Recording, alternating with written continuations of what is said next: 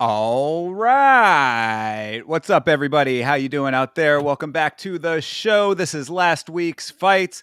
My name is Thinker St. James, and tonight we are going to be going over UFC 311, Makhachev versus Moicano.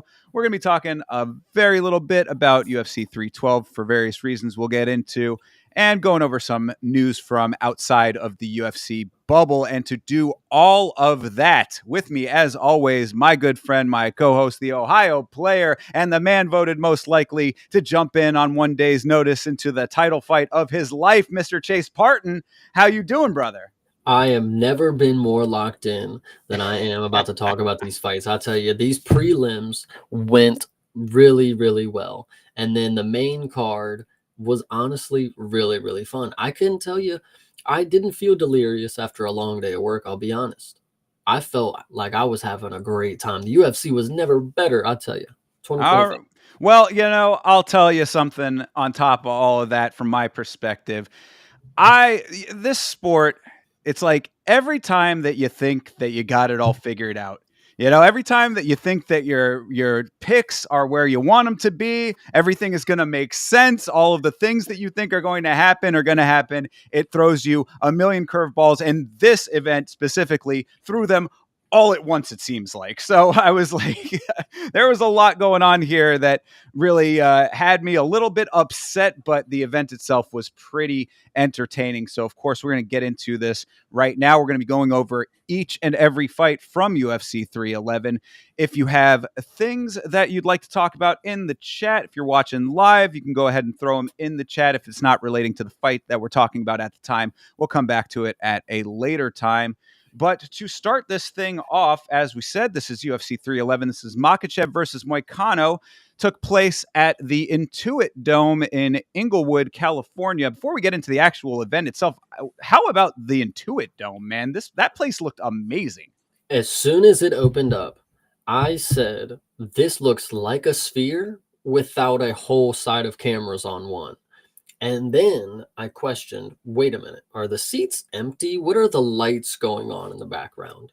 And to this moment, I really don't know how they did it because that crowd was there, but they just had glowing orbs on every single one of them. It was crazy. The arena was awesome. Yeah, it is amazing presentation going on at this Intuit Dome, which is new from what I understand. They were talking about that on the broadcast a good amount. And yeah, when it comes to the lights that you're talking about, I guess that they have them in between the chairs maybe, but that's crazy to me considering that in every arena that I've ever been to, you're packed in there like sardines. When I was at UFC Tampa, my buddy who was sitting next to me, I felt terrible for him. I got the aisle row or the aisle seat rather, specifically so that I would be able to spill out over it into the aisle a little bit, but every other seat in the middle of the rows, you're locked in like right on top of the other person. So to have it set up in a way where you could actually see those lights, pretty impressive in that regard.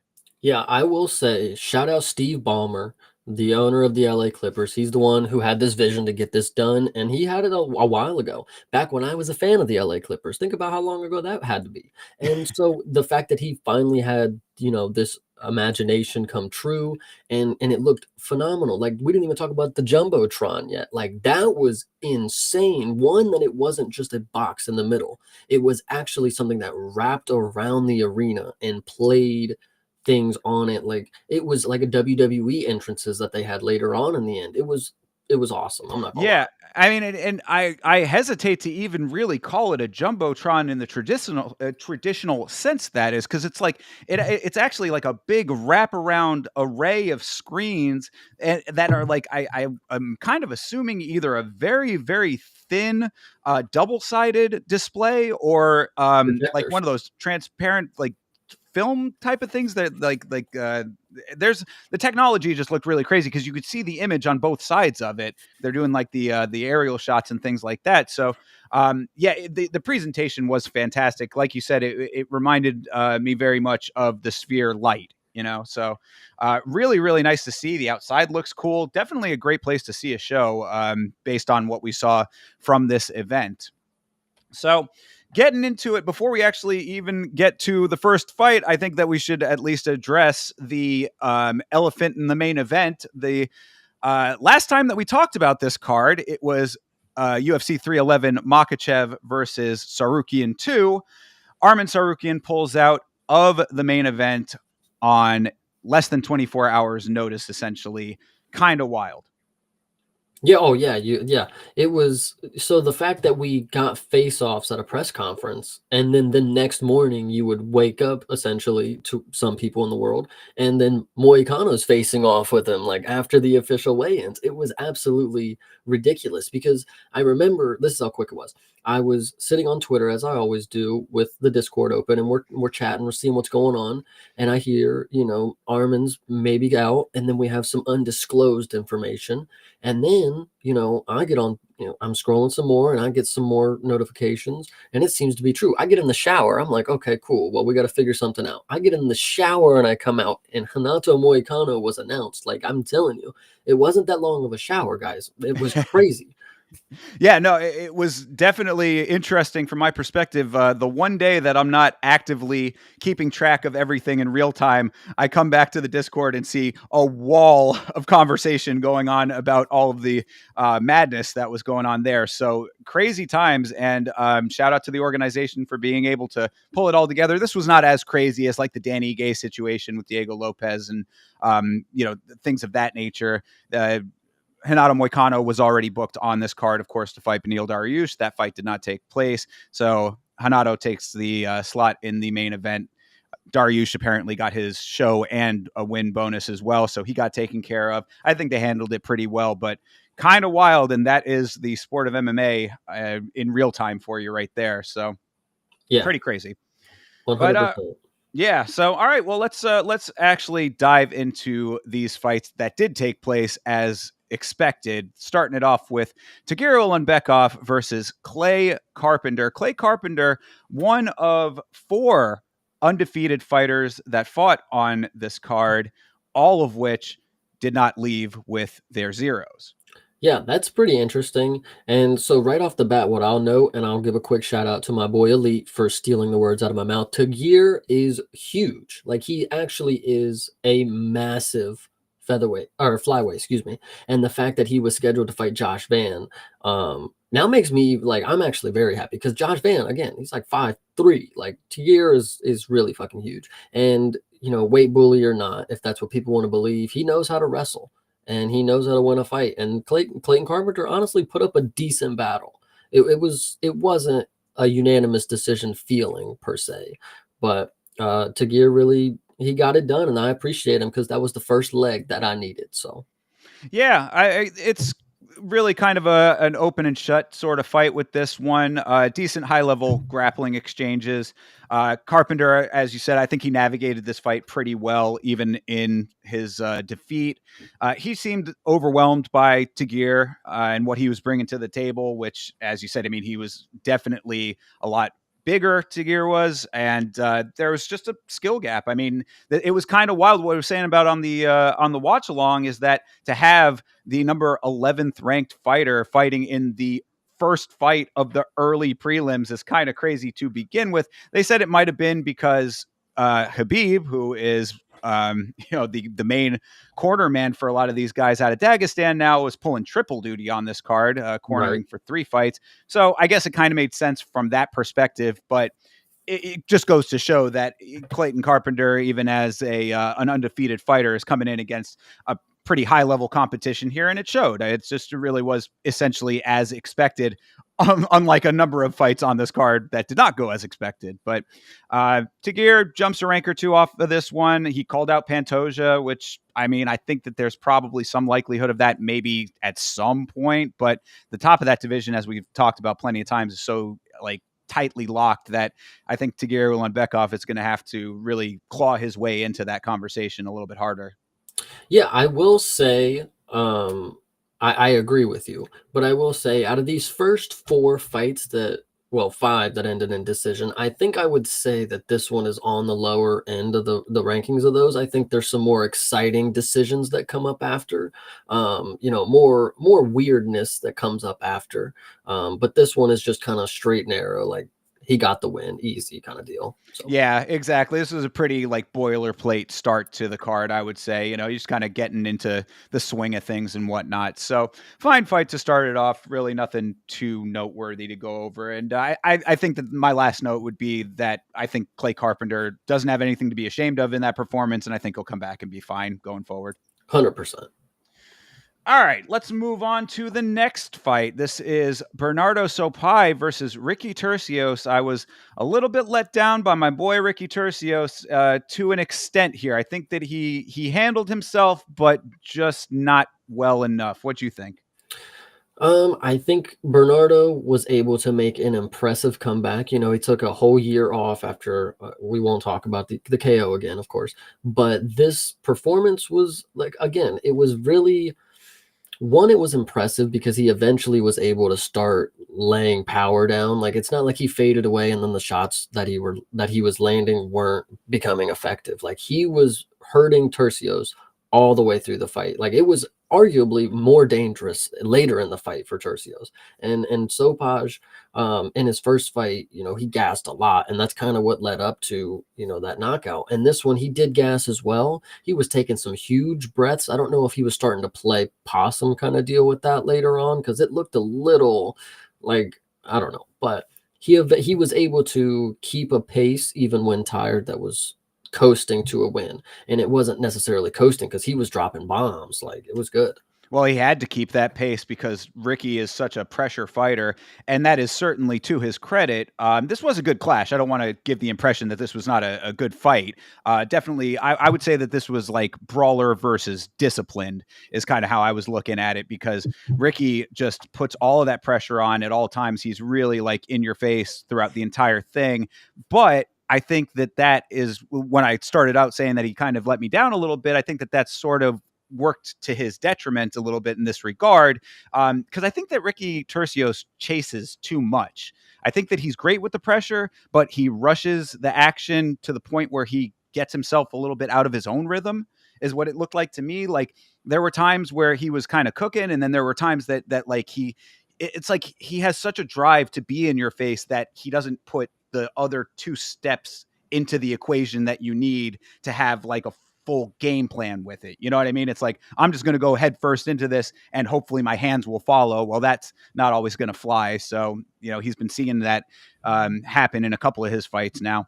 Well, Yeah, go ahead. no, well, I didn't mean to interrupt you. No, What I was gonna say is it's unfortunate that Ricky Tercios at one point, you know, was competing with Raul Rosas, right? They yeah. fought, yeah. And so, you know, and now his, like you said, he's throwing these flurries in there that are just not as effective as he needs them to be, and he's leaving himself way too open, and the shots that he's landing in the exchange aren't doing anything.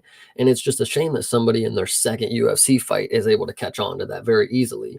And it's telling probably for the route that Ricky's going down. I mean, if somebody in their second UFC fight can kind of dog walk you like this, brother, you got work to do, I guess. Yeah, not a great look for an Ultimate Fighter winner for sure. But I mean, to Sopai's credit, I think it really is more the story of the fight kind of falls on him because he is so nicely poised and strategic with some of those strikes that you're talking about. Like it really was a very, I mean, I wouldn't say like polished as in like he's like final form, of course, you know, he's early on, as you said, but it was a very nice technical display that we were seeing from him. And again, the navigation of it was, I think, very much to his credit because of all the pressure that Ricky was putting on. He is a dog. I mean, he'll go out there and take some heavy damage, which you see every time that his hair goes flopping around. You know, he's taking those shots right on the chin a lot of the time. And Sopai was just able to kind of keep his composure, pick the shots when they were appropriate, and it was a much more effective method than what Ricky was trying himself. The Yeah, other note that I did have before I let you go is that the backpack attempts were where I really was let down the most, because I kind of knew that Sopai was going to be a little bit more powerful. Ricky's not, like you were saying, his shots are not like always super heavy impact, but that if you're going to be pressuring to the point that you can get yourself to those backpacks, you got to be effective when you go for the attempts. And he had two times that he went for it. Both times got shrugged off. yeah, I feel like we had a couple fights on this card where it was kind of later, it was slow grind beatdowns, and we'll go into them. And I think in this one, I wasn't as worried as other ones for Ricky to pull off a win. Like I kind of felt like there was just no hope for him. He was just outmatched, unfortunately. Yeah, that's I was saying towards the end with that second backpack attempt that would have been his opportunity if it was going to happen. And then when he got shrugged off very easily, I mean, he slid right off of that one. I was like, all right, this is going down the drain. So too tired at that point. Clean striking from Sopai, few well placed knees from Sopai as well. It was a good performance. Yeah, and I actually, other than praising Sopai, because he definitely deserves it, but Ricky Tercios, you had opportunities to give up and you didn't. So I'll give you some respect, man. Like there still is a fight there. I just think some well placed matchmaking is what's going to keep you around. Yeah, and the only other note that I have for Sopai being early on in his tenure with the organization is that with the clean striking, I think that because don't get the impression that he didn't have good output, but I would say that if he can keep the technicality and up the output just a little bit more early, then there's some legitimate danger there. It was also nice to see him, putting on some good sportsmanship. He wasn't being an asshole, so that was nice. Yeah. Yeah, absolutely. And of course, Tercio says had a little bit of issues with that. So, he has ground to make up there, and losing your fights also does not help that. So, shaky ground for Ricky Tercios right now, I would say. Yeah, I'm with you. Yeah. Well, we'll see what happens going forward, but good fight. Moving on. This is the first fight that I started to get upset by. this was an upsetting fight to me, and I'm sure that you've got plenty of thoughts about this. This is Muin Gafurov versus Rinya Nakamura. Go ahead, because I got plenty to say. So I normally shouldn't listen to people, right? Because like coming into this fight, I'm like, ooh, Moin Gafurov, he's a cheater. He's gonna figure out how to win. He's gonna figure out how to do it. I don't know. And then I listen to everybody and I'm like, he really is not that great. He would have to cheat to win, kind of deal. And then I watched this fight.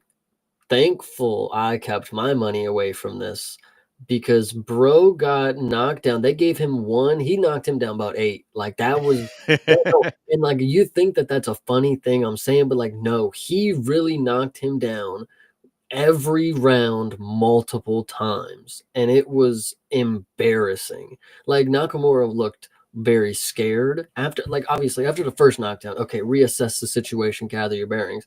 After about 6 7, why are you not doing anything different? Like it was ridiculous. He just kept prancing around. He was never picking shots. He was never trying to counter. He was literally just in a defensive guard and not guarding the right shots. Like Gafurov was just like I don't know. He just is not. He looked like a, what is this, 35 bantamweight Shamil Gaziv is honestly what he looked like. I don't know if you guys got that too, but like the body, it was all there. I can And see it. and the fact that he was just dropping bombs on Nakamura, just making him look, dropping bombs on Nakamura. I didn't mean anything. I'm just saying. Don't read anything into that. It's a crazy, crazy fight to happen because yeah, he did knock him so many times.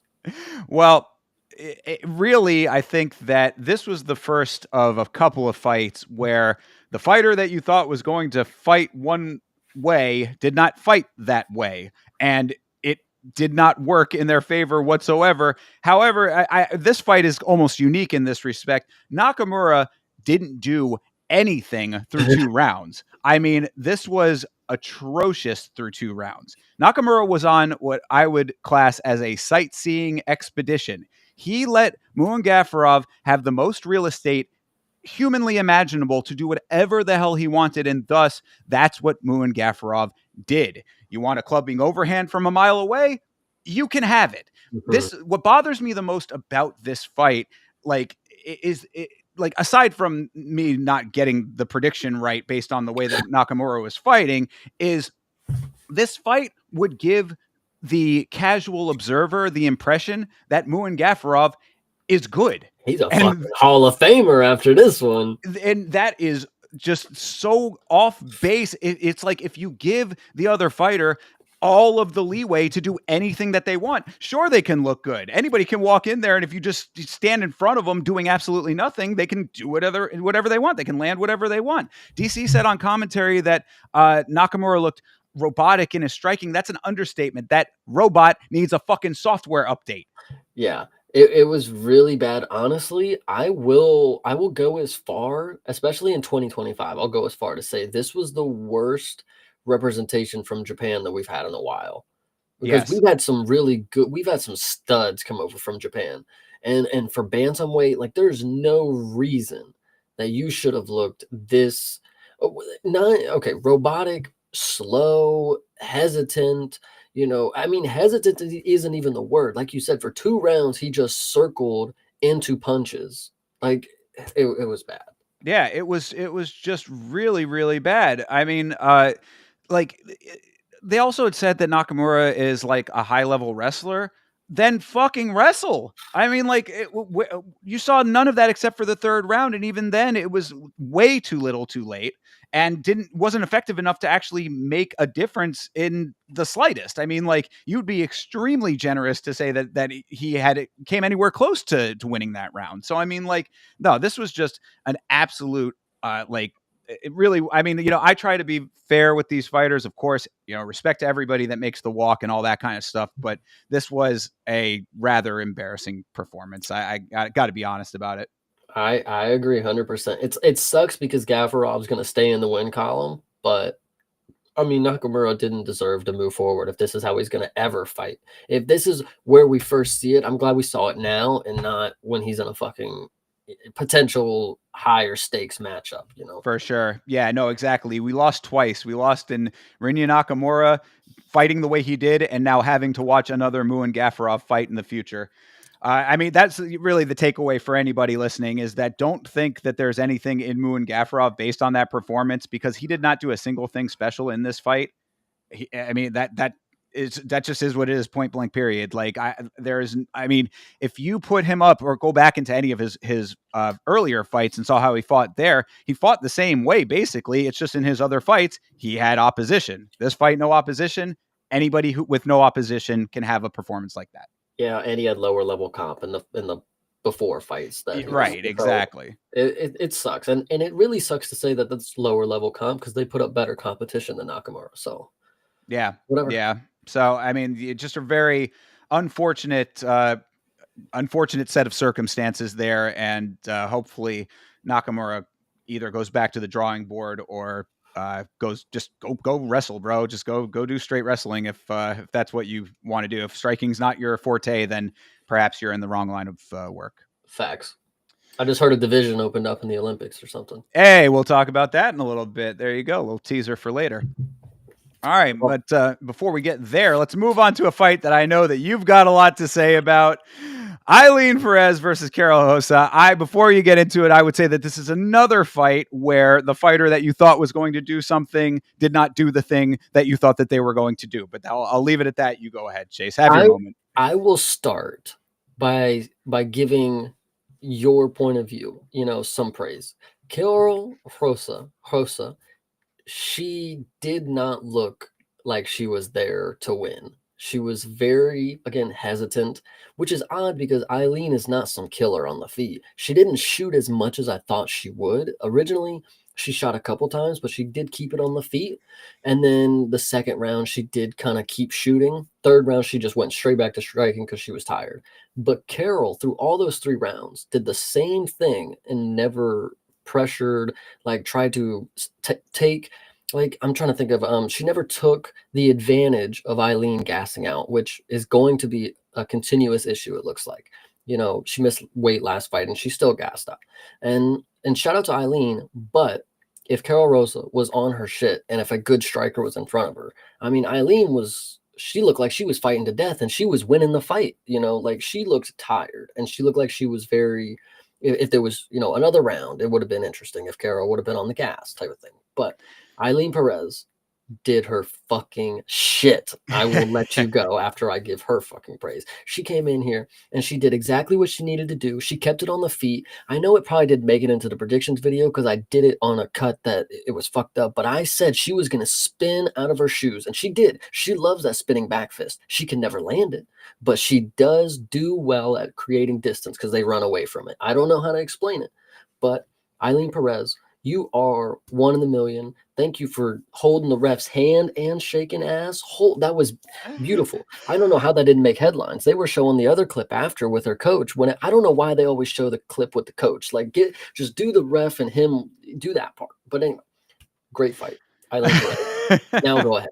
All right. Well, I mean, I guess I can piggyback a little bit. I don't really have all that much to say about it because it was very similar to the previous fight in the dynamics of it. Hosa just too little, too late with the striking, which is what she was supposedly there to do. I mean, taking picture after picture, she waited too long to let her hands go. She was doing so little at times that me and Vitz King on the watch along were trying to read her tattoos. She has a whole lot of tattoos with writing on them on one side of her body. We're like, well, I mean, if she's just going to stand there, let's see if we can make out some of what the text says. Other than that, I mean, the wet blanketing that you had kind of outlined in your predictions here on the show certainly was on display at times for Perez. She does know how to smother. I'll give her some credit there. The spinning back fist, I mean, I think she landed one that was kind of clean. So I had a note about that. Like, there must be something there if she keeps going back to it, or either that or she just really, really likes to use it. This was not the greatest performance, in my opinion, but if you have a fighter, again, much like what we said in the last fight, if you have a fighter standing in front of you, not doing anything, then it's pretty easy to look good. The other note that I did have, though, and this is something that you got to check your girl on, that quote unquote low blow, that cooch kick was absolute bullshit. She did not get kicked in. She did not take any damage to the actual the actual area. So I mean, she I don't know why she was trying to play that game, because like we saw the replay, it was inside leg all day. But that's just something to keep in mind for going forward if she's going to try to play gamesmanship kind of thing. That's really all I got. Yeah, and I think I'm just very happy at my predictions because I did think, looking at Carol Rosa's most recent fights, it was very clear that nobody wanted to try to shoot on her. I don't know why. And I'm very happy to say that Eileen at least kept the threat alive. She only got it twice, but she did rack up some control time. And she lost the striking, but the strikes that she landed were at least effective enough that it mattered, So I'm real happy that she got this dub. All ass aside, she needs some bigger trunks if I'm going to stop talking about it. But I'm just saying she's really good, and she's on another win streak. It's high. It's a really one of the higher win streaks in the fucking company right now. Yeah, and she enters the top 10 with this win. So I give you your praise as well, sir. It was an accurate prediction. It was a great dog. And that's another point of it, is maybe she underperformed in what I would say is her best form, but you got to admit, I mean, she came in here odds against her and she still got the dub. So, I mean, if it was ugly, sure, but she got it, it at least wasn't like her holding her down for 3 rounds type of deal. And then we're like, why did she win? Like that was a, kind of deal. So no, for sure. Absolutely. And to that point, this was a great card for underdog picks. I forget what the actual numbers were, but for all of those 4 undefeated fighters that all lost their zeros, had you parlayed that, like $100 bet would have been like a $20,000 return or something. It was some ridiculous return on investment on that. So if you were betting dogs on this card, you did pretty goddamn good. 100%. Yeah. So, all right. Well, let's keep it moving over here. Let me interject before we go ahead. Yeah, please. Before we move into the main card. It's something about, again, the presentation that I didn't get to mention. I think it happened during the first fight I noticed, where they had, or maybe it was Grant Dawson's fight that we're about to get into. They had stats from the gloves. Did you notice those being shown on the screen? I don't think I picked up on that. What are you picking up from that?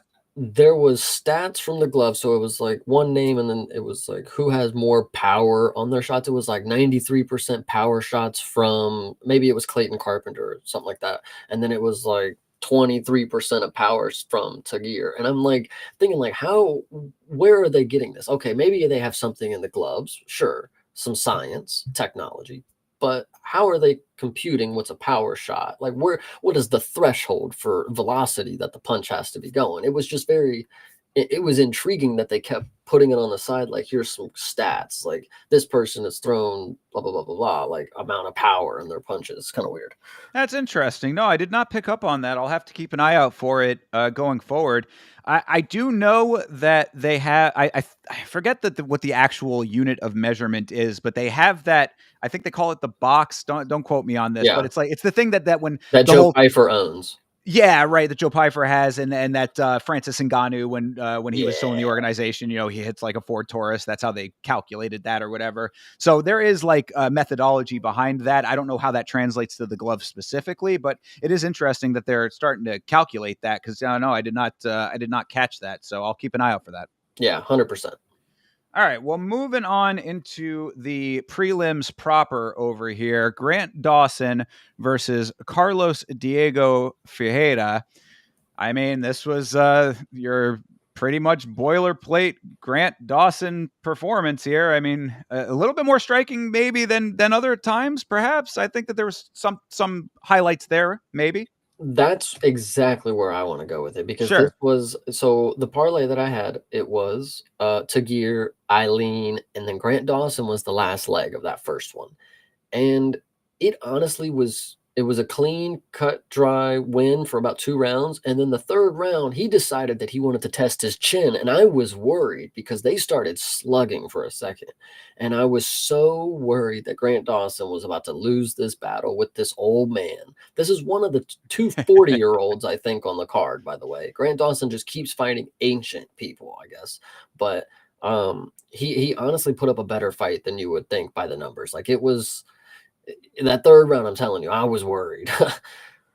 Well, and to that point, I mean, I'll go into the actual like nuts and bolts. There's really not too much Yeah, to go into with this one. I mean, it 10 was minutes of like control time, like yeah, the striking, early on there was a little bit of striking there. I was like, it's nice to see a little bit of well-roundedness, maybe turning the corner in that regard. But then when it was on the ground, it was the Grant Dawson show that you've seen a million times. But Grant is active on the ground, so I got to give him credit for that. At least it's not like he's laying praying. I mean, he really is like he's doing stuff on the ground to the point where it's not like okay, stand him up. So I got to give him credit where credit is due to an extent. But to the point that you were saying about Grant fighting older guys, Toby, shout out to Toby as always. He was in the chat and the watch along, and he made the point that Bobby Green chinning him and knocking him out when he did kind of forced us into this position where now we have to see Grant Dawson kind of just smother mid-level guys. And he was looking at that as an unfortunate thing. And I understand that viewpoint for sure. I mean, I think that it's probably now time for Grant to get another shot at a decent name so that we can see him either get checked again or become whatever he is going to be. You know what I mean? Like he was right at that threshold with Bobby Green, gets shot back down. Now he's in this middle area. It's like, okay, I mean, he's been winning a good amount of times, whether you like the performances or not. The guy is winning his fights. You can level the same criticism against him as you can level against plenty of guys. I mean, I'm not saying that they're anywhere near the same, but the same type of criticism can go for like a guy like Bilal.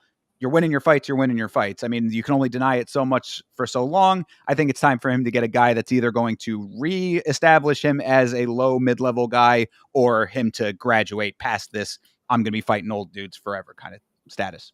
yeah, I will give the commentary one piece of credit because I feel like throughout the night they were not as good as they could have been. They said Grant Dawson with a good comparison to Sean Brady, and I actually really like that. But going into my next point, I really believe Grant Dawson's striking is the biggest flaw in his game. Like, obviously, it's not where he's great. He got knocked out by Bobby Green, but like even watching now, he left his chin open so much. His striking was slow. And then I'm thinking about people ahead of him in lightweight. It's like, who would he even match up with? It's going to take favorable matchmaking. Like maybe he lands the Dariush type of fight, and then we get to see him against another ancient dude. But his striking, it takes one dude. It takes, like, if Gamrot butchers Dan Hooker, at this point, it's like Grant Dawson, you got to step your game up. Like you're the wrestler that is not catching up to the level of striking. Like it's one thing to not have striking and have power, or if you have striking and no power. It's like I don't even see either of those. It's like you have to get the control time and rack that up because if not, you might have got knocked out by Diego Ferreira on the feet, dude. Like that was worrisome. Yeah, yeah, no, absolutely. I mean, this is where I think it's like a put up or shut up kind of situation for Grant Dawson. It's like we already know what happened with Bobby Green, so there's a glaring hole in the game that has already been exploited. You can either stay as the mid-level guy and maybe he called, like you said, he called for the Dariush fight. I mean, that would Oh, be. is he actually called for that? Oh Oh yeah, wow. oh yeah. He called that Oh in the that was the fight that he called out for in his post fight. So well. yeah, good Okay. good. If you didn't know that, then yeah, Maybe good maybe I did good hear call. it, but either way, that seems like something he would do. Like, come on, he's only fighting old dudes at this point. Well, and I mean, really, I think that the issue is not the age when it comes to that one. It's just the fact that it would be wrestler versus wrestler grappling situations going on there. That it's like, okay, we see what happens when you go up against a striker who can catch you. You've been caught. My point is that like if he wants to stay mid level, then this conversation becomes irrelevant. If he's trying to move up, if he's trying to advance, then he needs to be checked again by somebody who can hang with him in some capacity when it comes to the wrestling. It doesn't have to be the entire fight, but at least enough to be able to get himself to a position of landing the shots. And then B, a guy who actually has the hands to negate the obvious glaring flaw that he has. Yeah, 100%. It's just really hard.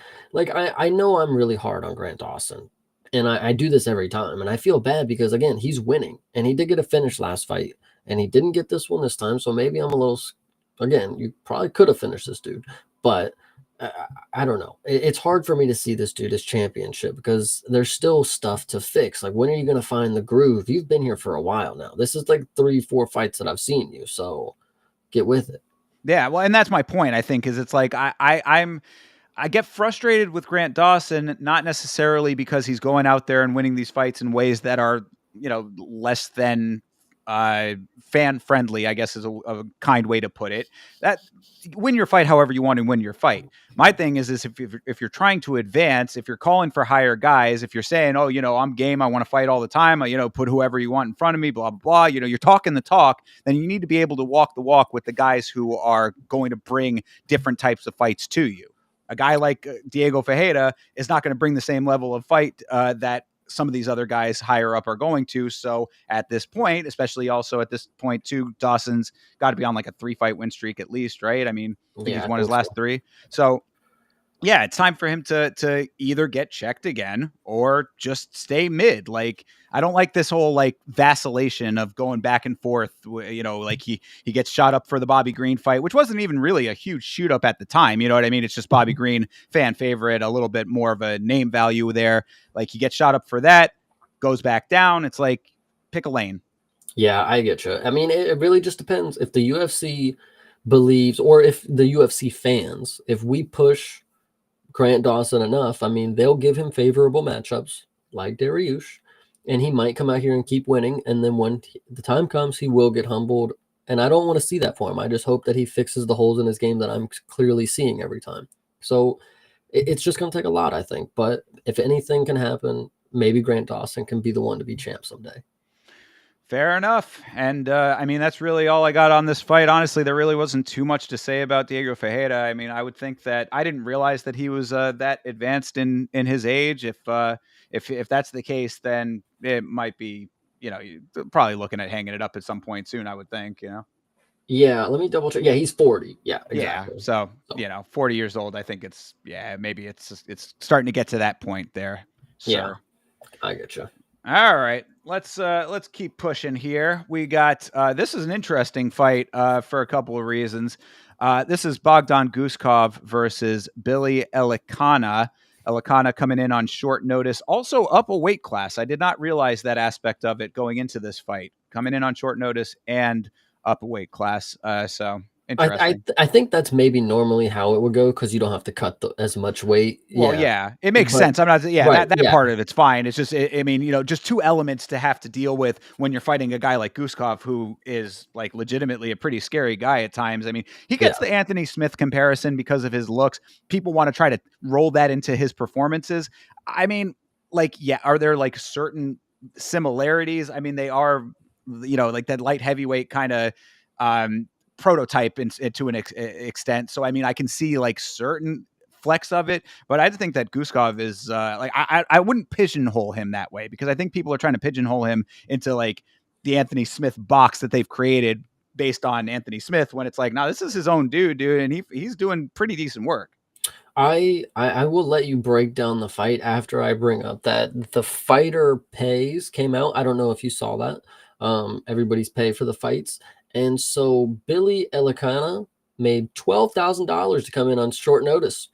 That was it unfortunately was the lowest for the card, and he did step in and honestly had I'm sure he had plenty of people worried because this was decent for a hot second. So I'll let you break it down. Well, yeah, I mean, and that is the why this fight was interesting beyond the just the elements that made it up going into it is that I mean this early on in this fight looked like it would be having a lot of people very concerned if they had money on Guskov. I mean, he gets the takedown early and got Guskov's back early. I mean, like the position that he was in, he had him at first where he kind of had his legs crossed, like kind of had like out like hooks like around his body sort of deal, which was not the greatest thing. I was like, bro, you need to lock up the body triangle, dude. What are you doing? But then he did. And I was like, oh, okay, well, now this is a different story. Now Guskov's in a little bit more of a trap position here.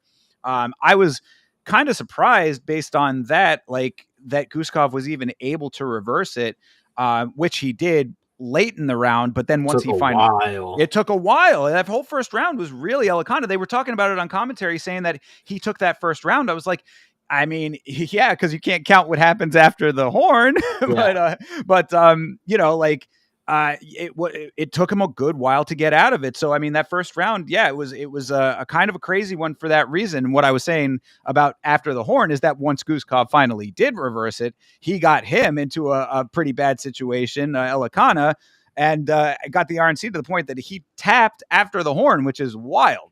I think that one is a little blown out of proportion. Okay, because I get it. He did tap, but if you're watching it like I'm watching, okay, bell rings. He's still holding the choke. Like, let me go, bro. Like, we gotta That's what Vitz go. King said. Yeah, Vitz King Like, said the same thing. It was just like, "Hey, get off me," kind of thing. yeah, Like, yeah. And so everybody went crazy. They're like, oh my God, he tapped. Did he tap? And we're like, well, yeah, he did, but like the round is over. So that was interesting. Again, to note, $12,000 to tap, not just once in this fight. So the second round starts, yeah, go ahead. and Gushkov is back at it, right? And the wrestling doesn't get back in Elikana's favor. Gushkov actually gets him to the point where he's not fighting back. I was pretty upset that this fight didn't get stopped because I did have Gushkov by KO. And not too much, of course. It was just a little after I had already won, I was feeling myself. So waiting for Gushkov to just keep raining punches on Ilikana, who's down on one knee, just covering his face, doing nothing. He jumps the guillotine and actually finishes, bro. So not once did Billy tap, but twice did he tap in this fight, and he and on short notice, man, you put up a decent one. I give it to you. You had people shitting their pants. So. Yeah, for sure. I mean, it was interesting in that second round because, like you said, it was all Guskov in that second round. I mean, it was very clearly the tide had swung. Body shots, headshots, kind of deal going on. He really was laying it on. Elikana, it was very interesting when he was like down on one knee and just sort of kept asking him to come on. I was Yeah, like, keep hitting I, me. yeah, I think that it seemed to me that he was essentially asking Guskov to end the fight one way or another, which he was like, all right, well, I guess I'll go ahead and just do that. And he did. So, unpredictable course of action, but a predictable outcome, I guess is the way that you could look at it. I think in any other, I think this is again, Guskov may or may not have some fighter IQ issues because in any other scenario, why would you go jump guillotine right there, buddy? Like, why are you initiating a choke? Just keep hitting him. What are you doing? Because if that would have flopped and now you're on the ground, like he just reverses it and now you're on the ground with him, like, what are you doing? So I Yeah. think it could have been an interesting situation. Like, what if he would have pulled guard and guillotine? Like, I don't know. I know he didn't and he finished it, but it's like, why did you want to go choke him right there? Like, why not just keep punching him? I don't know. It's just I guess weird. just because he was kind of asking for him to do whatever he wanted at that point. It's like, all right, well, if you want me to do, I guess I got a lot of options. I guess, Yeah, yeah. And it was like the easiest guilt. Like it wasn't even like it was more just, a little neck choke because like there was no resistance. He just let him wrap it up and it was over, man. It was yeah, funny yeah. though. I'll give it to you. Billy was funny. Yeah. So,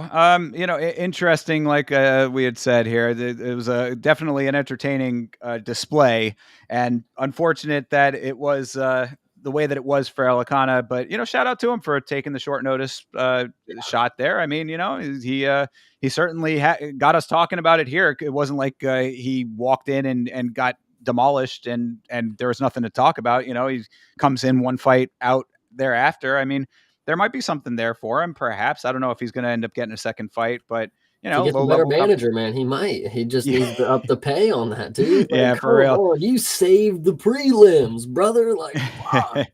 Yeah. Well, either way, walks away with 12 extra grand and an interesting story to take out of it, I suppose. Yeah, that was it was an interesting fight. That's where the interesting stuff maybe started, maybe a little bit earlier, but right here where interesting happens. Next fight that we're about to get into. Oh, brother. Yeah, this definitely interesting for other reasons. This is Azamat Bekoev versus Zachary Reese. Bekoev on short notice as well. This was, we had talked about on the previous episode of this show that Bekoev was a favorite coming into this fight. And we were like, well, that's a little bit weird as a dude on short notice coming in against Zachary Reese, who has been pretty decent in some of his fights. This was an interesting one and not in a great way for Reese. Dude, Zachary Reese. Not only did he get slam knocked out by Cody Brundage, I will never forget, but this fight here, dude, I couldn't for the life of me understand how Zachary Reese was the underdog. And I can't imagine that people actually live in the future where they could predict these type of things. Why, like, how did he end up knocking him out like that? Like, that was actually pretty crazy because Zach Reese was doing a good job at first, keeping him at range where he couldn't land these bombs, and he was very active in his guard. He just couldn't get him off him, hoping that the round would end, me. But Asmat ends up dropping these massive bombs and it ends up knocking Zach Reese out. I would like to interject here before I get into the funny part. Interject that Zach Reese is trying to, what's the word? To overthrow the judge, the whatever the fucking Have term it is, overturned. overturned because back of the head strikes. And he like posted a picture of the back of his head and it's got like some red marks and some welts or whatever. Hmm. In the slow motion, I could maybe see a couple maybe questionable back of the head strikes, but they were clean for the most part, in my opinion. The biggest head trauma that he ended up getting, and I don't know if you noticed, when the referee slid in and fucking annihilated him. He put his head in the canvas. Dude, like it was actually when you're watching it in real time, it is kind of bad, but when you watch it in slow motion, it's like, yo, he put him out. Like, oh my god, like it was rough. That ref came in to seal the deal, bouncing Reese's head off of the mat. That was, Yeah. I hate to laugh at it, but it really was just the scene after Reese was already knocked out, after his eyes were already rolling in the back of his head, to see his head go bouncing Yeah. off of the mat based on the referee who was there conceivably to save him from additional damage. Oh, the irony. But Hit him with yeah. a nice fucking forearm right into the fucking mat, man. Yeah. Neck, dude, hand on the neck and everything. Like, fucking Yeah, stay it that. was. You're gonna be knocked out, brother. Like, Yeah, for real, man. It was bad, but no.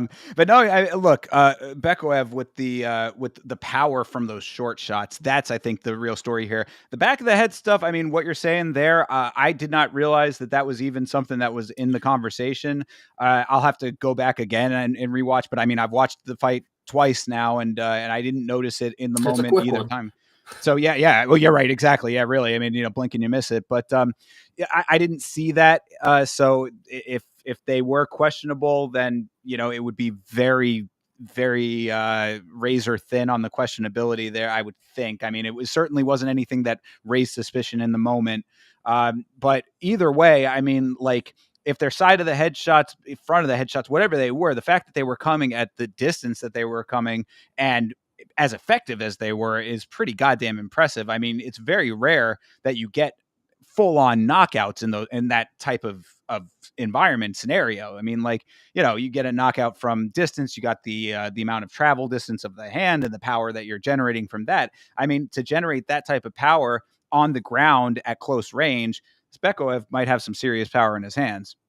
Yeah, I mean, I agree, but it is honestly just one of those weird situations where somebody knew something somehow, because what other outcome is Asma winning other than that? Because in my opinion, Zachary Reese was off to a good start, and I even thought, like I said, in the guard, he wasn't doing horrible. He just wasn't getting him off him. That was the biggest problem, and maybe that was the reason that once he gets him on him, he's not gonna be able to get him off, and he's gonna drop. I don't know, but Well, that was crazy. with that though specifically, I do think that Reese's biggest mistake, and I mean hindsight, of course, is 2020 on this, so I can't really fault him for it. But once he was down, he ended up trying to fish for the armbar and couldn't secure it.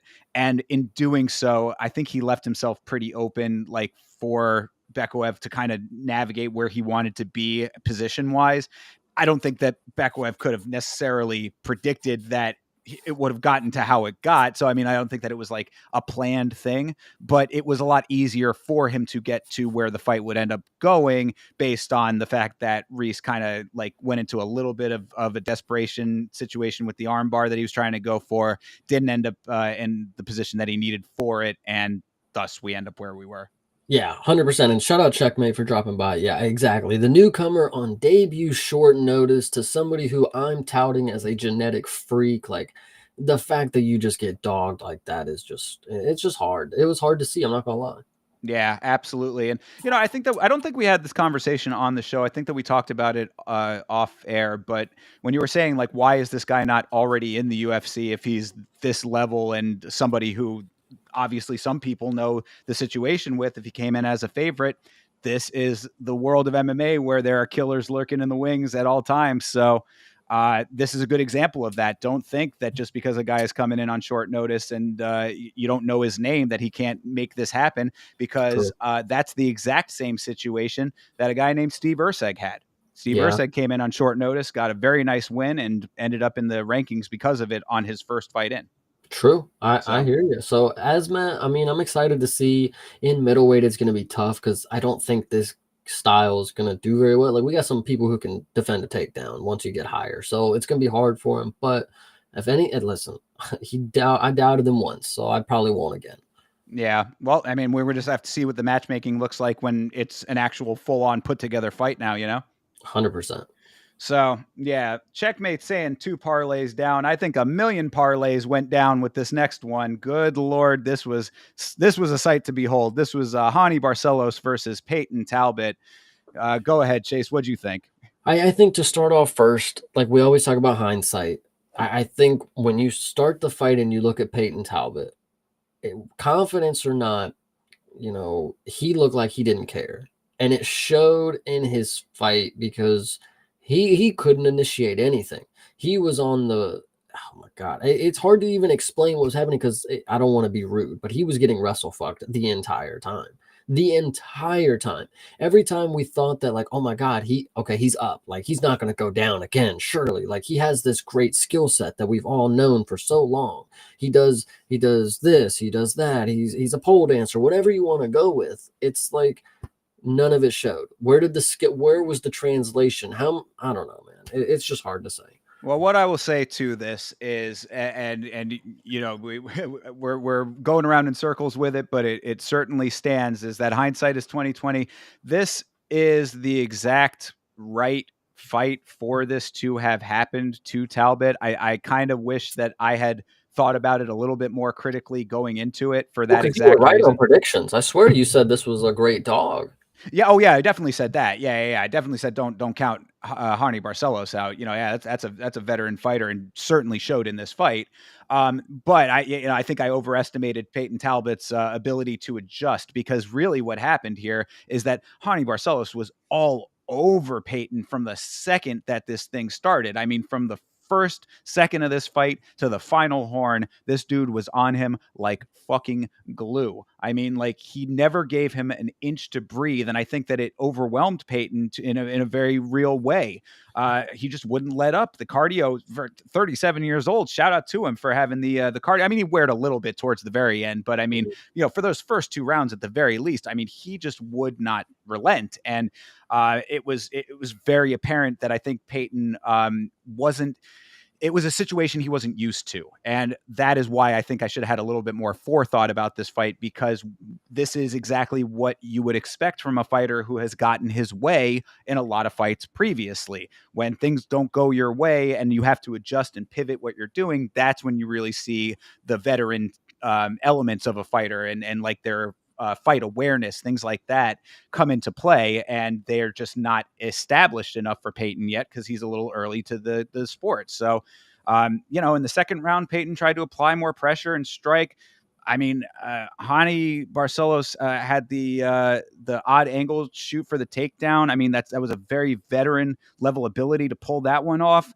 And then he got that toss. That toss was so nice, bro. Do you know the toss I'm talking about with the legs Yeah. up and over? Yeah, he sunned him pretty bad in this whole fight, not It gonna lie. really was. I mean, he had him flattened out several times. I was kind of surprised he wasn't able to finish this fight. I think at the end of one of the rounds, I may be misremembering a different fight, but did he have him in a crucifix at the end of the second round? Like, Maybe right when the bell briefly, rang. might I have think been, yeah. but I mean, if it wasn't a full on crucifix, it was certainly close. I mean, like he had him in a whole lot of different positions Yeah. all over the place, and at times, I mean, he literally did have him flattened out. There was I think at the very end of the fight, if it was this fight, I also could be misremembering, but I think he had him flattened out and was wailing off on him, and it was, if there had been 30, 40 more seconds Mhm. on the clock, that could have gotten stopped at that point.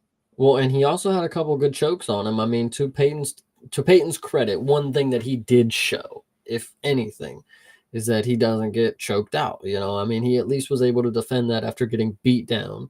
30-26 is nuts for somebody at a minus 1300 or whatever. Yeah. But it's just hard. It's hard to take positives away from this because there was so many positions where he was doing not much to help himself. I don't know if coaching wasn't doing their part or if he wasn't listening, like, or what the game plan was, because it just how can a single leg and a double leg catch you so off guard? I think he maybe sprawled like once really well, but I don't think there was another moment where I was like, okay, there, he's doing it. He's learning throughout the fight, like he's getting better, which we've seen other fighters do. But this Yeah. was just not it. No, that's what that I really go back to the same point that I made. I don't think that it really had much to do with anything aside from him just being overwhelmed. I think that it was a pace that he was not used to. It was a level of ability that he was not used to with a pace like that. Like the elements that he had to deal with a veteran fighter were not there in his previous fight. So I mean, this is what you end up getting. I think all of the combination of skills that Barcelos brought to the table were too fast, too quick for Peyton to really start making the adjustments, and it got away from him. It got away from him too early, and he just wasn't able to get himself into the fight. And if you want to give pity for Peyton Talbot, and you want to be one of those guys, he didn't ask to be a favorite, guys. In his eyes, this is just an even matchup with somebody on his skill level, and he just got outmatched. But Yeah. at the end of the day, the story is he's one of the biggest prospects to blow, to become a fraud, like, in front of our eyes. So I mean, I'm not I'm not a fan of the fraud check terminology, but I can understand why people were kind of using it in this case. I wouldn't fault them for it. I did think it was almost kind of sad hearing the crowd bite on every little thing that Peyton did, though. Like, they wanted him to win so fucking bad, dude. Literally nothing was working for him, and every time that anything looked like it possibly maybe could work, the crowd was going wild. I was like, guys, you're barking up the wrong tree here. I don't know if you made it to, or if this made it to your side of Twitter, but everybody was comparing Peyton Talbot, not just his looks, but now that he's sucky, he's just Jordan Levitt. So, I think I did see something like that. I wouldn't count Peyton out like altogether here. I mean, he's oh, I'll early be on betting when still. he's a dog, or if it's like minus 175, we'll Exactly. put money on that. Yeah, no, that don't let the recency bias like take him out as like somebody who still has like a solid future ahead of him. I mean, he's what, 26 years old. He's got plenty of time to adjust and make himself into a more experienced. This is the same type of analysis that I would give to when Raul Rosas got checked.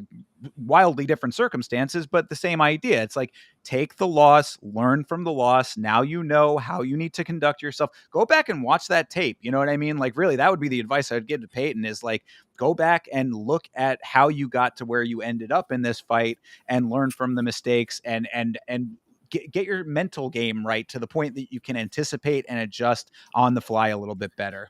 I spoke at the beginning about Talbot, how he had a demeanor of like he wasn't there. I don't know if maybe that just is his personality, and he's just a very calm, collected dude, which is one good during the fights because he was able to stay calm in a lot of positions that he was compromised. But I also do believe that he doesn't have the switch. Like he can't just turn on where he's like, okay, I gotta finish a fight now. It's like if he's not coming in the fight in a groove ready to go and he's able to knock the dude in a 1-2 clean combo, like then it's gonna be rough for him. I don't know. It seems that he needs to get some stuff going. Well, that's definitely that goes to the point of like you need to be able to respond correctly to what you're getting back. You know what I mean? Like, yeah, like that. There needs to be that the instincts need to be developed a little bit more for him. So, I can certainly understand those criticisms. And I think, yeah, like, I think Checkmate said it pretty well here is, it's learning on the job and he'll come back better. Hopefully we'll see. So, I mean, now think about it in these terms. Now, next time that you see him, like you were saying, you get him at some good money, then there's a parlay in the making, perhaps. 100%. But for now it was Hani Barcelos's night, and I was happy to see that again. As an old man myself, it was nice to see old man Hani Barcelos telling this youngster to get off of his lawn, go back to hanging out with Frank Ocean or whatever. Yeah, whatever that's about. Yeah, a little speculation going on that I won't touch, but anyway. All right, let's keep it moving on over here to a fight that I think probably, if that fight that we just talked about didn't bother you for some reasons, this fight probably bothered you for other reasons.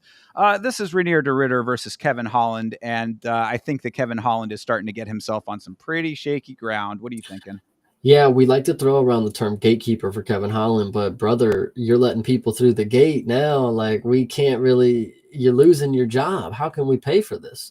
So, and then it also does go back. I don't know. I'll bring it up on the show. I know you saw with the Rampage podcast how he was trying to beef with him and saying that he doesn't care about the fight on site. It's like I know that's just something you throw off the cusp, but like it looks bad when you come out here and you get subbed in round one. Like, aren't you a jujitsu guy, Kevin? I fortunately did not believe that you were gonna win this one ahead of time. Towards the fight week, I maybe had a little more faith in you. I don't know why, but I'm really glad that the pay slip went towards RDR because he's really ready to be. He wants to be champ. I mean, that's really what it comes down to. Yeah, I think that my better judgment kind of weighed out in the end too, because if we go back to the predictions episode, last episode of this show, I was saying that I kind of thought that, Holland has a good shot in this one, but I'm leaning a little bit towards RDR, but I would have had Holland on like a different parlay kind of thing, I think is what I said. I think on verdict, I ended up going with Renier de Ridder, and I'm definitely glad I did, because what I had said then, and certainly was an accurate prediction here, is that you never know what you're getting with the Kevin Holland fight. It just depends on what version of him shows up and how much longer will the organization abide by that, is my question, because this was possibly the most textbook example of competitive BJJ from RDR that you're going to see. I mean, like this was, when I say competitive, I mean like competition style, like, because that was the note that I think Gerald Meerschaert had before their fight was that he's got a very like tournament style BJJ to him. It's not necessarily an MMA style as much. It's not as gritty, like in the motions as some guys like that mix it up really well. It's very kind of polished, except he is kind of awkward, so it just sort of all shakes out in a weird way with him.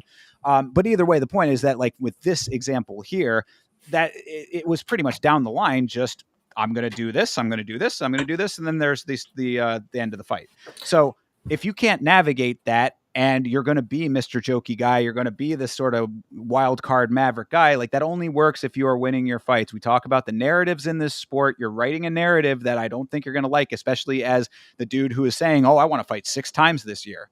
Brother, Yeah. I got news for you, man. You 1 or 2 more of those at most if you keep losing. I think that the stat was kind of crazy. Isn't he like 1-5 in his last 6 or something like that? Yeah, that might be nuts, and that might be no. I Okay, yeah, mean, you might be right. Last 5. okay, 5. Fine. 1-4 in his last 5. I mean, like this is that's not great. Yeah, I agree. But this, I was also going through some internet issues with the stream at this point. So I started the fight, and then as soon as I got it working, they were already on the ground, and RDR had his back. Like this was one of the quicker, instances where somebody gets him to the ground off of like it was kind of an interesting shot when I finally saw it. Like it was kind of off a punch, and he got the single leg and just kind of dragged him down, I believe is what happened. And then he instantly was able to just flow to his back and just get the choke in. I mean, RDR did exactly what he needed to do to dispose of somebody who's not championship material. And started it off within the first 5 seconds of the fight as well. I mean, that's Yeah. the other point of this. That's what I was saying about this being like a very textbook example of competition BJJ. It's like, okay, like if you take MMA out of the equation, if this had been a straight BJJ fight, that would, I mean, like it could have ended exactly the same way. And if that's the case, and Kevin Holland's supposed to be, this high level dude that we all kind of thought that he could or could not be, depending on what night of the week it is, then this is not a great look. And I am skeptical as to how much longer like the organization is going to be comfortable with this, because the other point that I had in the notes was that Kevin Holland was doing his same cheesing towards the camera and talking bullshit mid-fight and all that stuff, and it's all very cute and all very fun when it's a competitive fight and everybody's enjoying what they're watching. In a performance like that, it becomes rather irritating, at least to me. Yeah, he might be finding himself on the end of like a celebrity boxing deal with Rampage or something like that. He might make more money. I don't know. He's probably got a good deal with the UFC, but again, if he keeps losing, that next contract that they negotiate with him, it's probably not going to look like what he wants it to. Yeah, I mean, I think Rampage probably has a good couple of pounds on him, but crazier things have happened.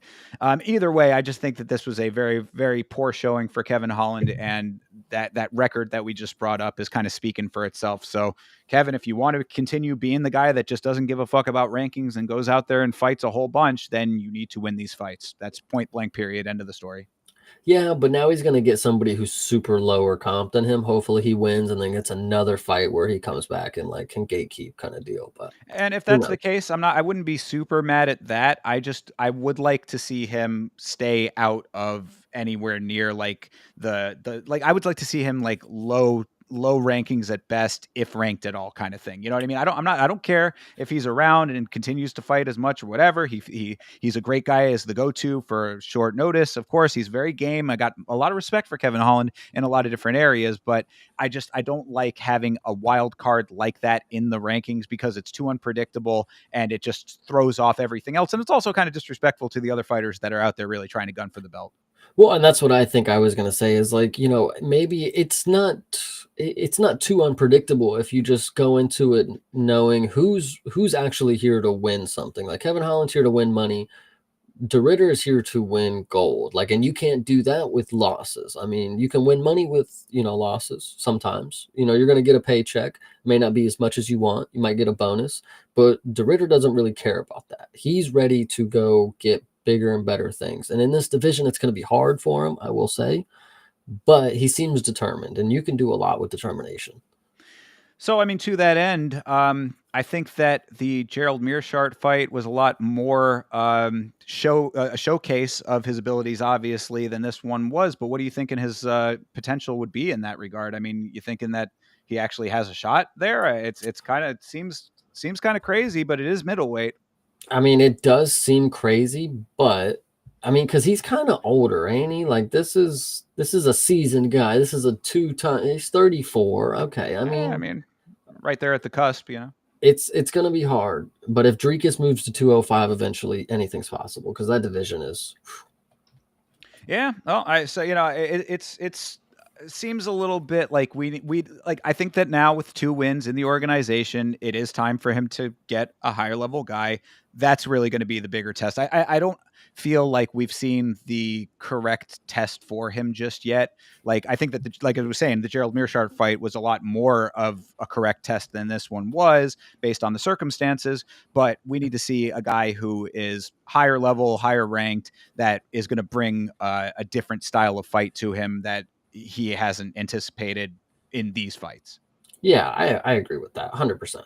So hopefully that will be his next one, and he is game. I give him a lot of credit for that too. You know, in both of these fights now, he has said like I'm ready to go as soon as you want me back. So, you know, I appreciate that. Yeah, 100%. Yeah, he's a Chad. I'm not gonna lie. Yeah, yeah, absolutely. So we'll see. But speaking of Chads, new mythical fighter unlocked. Jalton Almeida versus Sergey Spivak. What have I said about Jalton Almeida since we started this show, basically? Since the early days of us doing last week's fights, I have said if Jalton Almeida can start throwing hands, we might have an actual contender at heavyweight in a sea of nothing that we have Yeah, going right now. And finally, Jalton Almeida is able to utilize his hands for something other than grappling. I would like to start by giving praise to the polar bear, Sergey Spivak. Honestly, I will not lie to you, bro. You are in some way, some form, one of my favorite people to watch because you actually do come in here and you have an idea and a sense of how to fuck shit up. You went in here and you held down Jailton Almeida for 2 minutes. I was worried. I'm not going to lie. I thought something was going to happen. I didn't think Jailton was going to be able to get up because while he's great at grappling, how often is he on his back? Ain't that crazy? And then, by the time it got to the feet, and this is where I start to feel bad for Sergey because he really impressed me. He impresses me every fight that he comes in here. Not the Cyril Gane fight, but every fight that he comes in here, he has shown improvement and determination. Like I said, he was striking once they got to the feet, and it got to a point where it just looked like he couldn't take the shots anymore, which unfortunately was very early on. And I think that's just something that he's just not a dude that can take big shots. And I hate to say that because he was doing so good. And then it got to the feet. And I honestly, when it got to the striking, I was leaning maybe Sergey might be able to do it. His striking is a little cleaner at the end of the day. But Jailton was just able to land these heavy bombs. And Sergey has this, he potentials to cover up and just cower into the corner kind of deal. And I hate to say that because this dude really is fun to watch at the end of the day. Yeah, no, glazing of Jalton Almeida aside, I think that I was a little bit quick to the draw just because it was so unanticipated for me.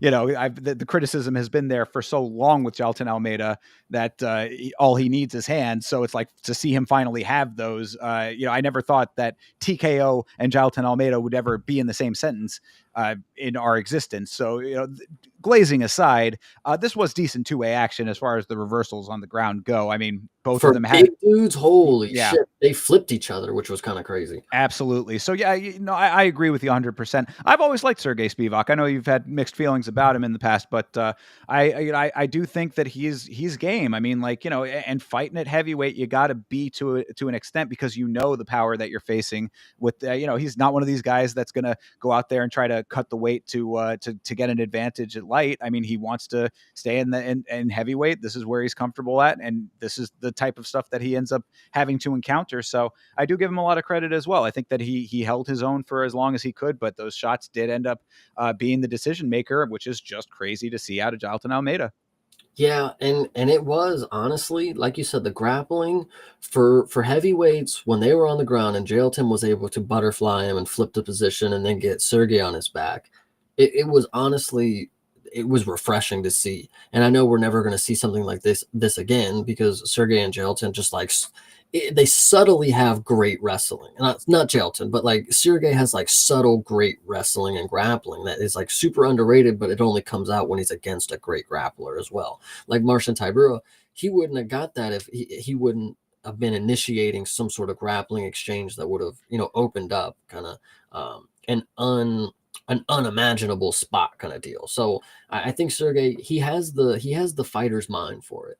It's just his body. I don't think the body shots add up for him easily. Like with Cyril Gane, he tore him up with that. That knee to the body was crucial.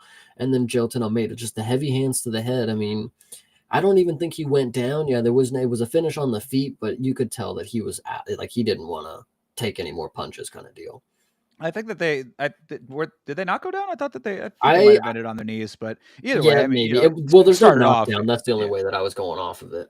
But yeah, well, fair. I go because I think it was another one where it was like off of the reversal and they Yeah. kind of already were down. But regardless, the point is that like it was refreshing to see Jailton Almeida even able to do that in any way, shape, or form. So who knows what could be in the future for Jalton in that regards. You brought up Cyril Gane. That was the call out. Is that the one that makes sense? I think it probably does. Cyril Gane coming off of a quote unquote win, but we all know what happened in that fight. So, I mean, Jalton is capitalizing on exactly what you outlined in our stream that we started off the year with, where we were talking about the state of the divisions, saying that like if you can gain some momentum at heavyweight right now, only a couple of fights is what it takes to really be in Yeah. the conversation here. So if Jailton Almeida has kind of skated by a little bit, he's taken a couple of losses here and there. That the Curtis Blades loss is going to really stick out in a lot of people's minds because of the circumstances with that one, but if you can start gaining a little bit of momentum for yourself and utilize your hands effectively, then there is certainly something there. I've been wanting that to happen for quite some time. I just think it's very refreshing to see it actually starting possibly to take shape. Yeah, I definitely agree with you. So, yeah, good job, Jalton. Let's see if he can keep it going. All right, moving into the meat and potatoes of this card, man. What a war we got to witness between Yuri Prohashka and Jamal Hill. What'd you think? I will start by disclosing that I have a surprise for the stream. Uh-oh. And I want to go ahead and show it because this is the perfect time to do it. All right. After Yuri Prohaska came in here and did his motherfucking doings, I obviously had to come out and get my boy's flag. Oh, look at that. Let me full screen you real quick here. Hold on. Boom. Not me.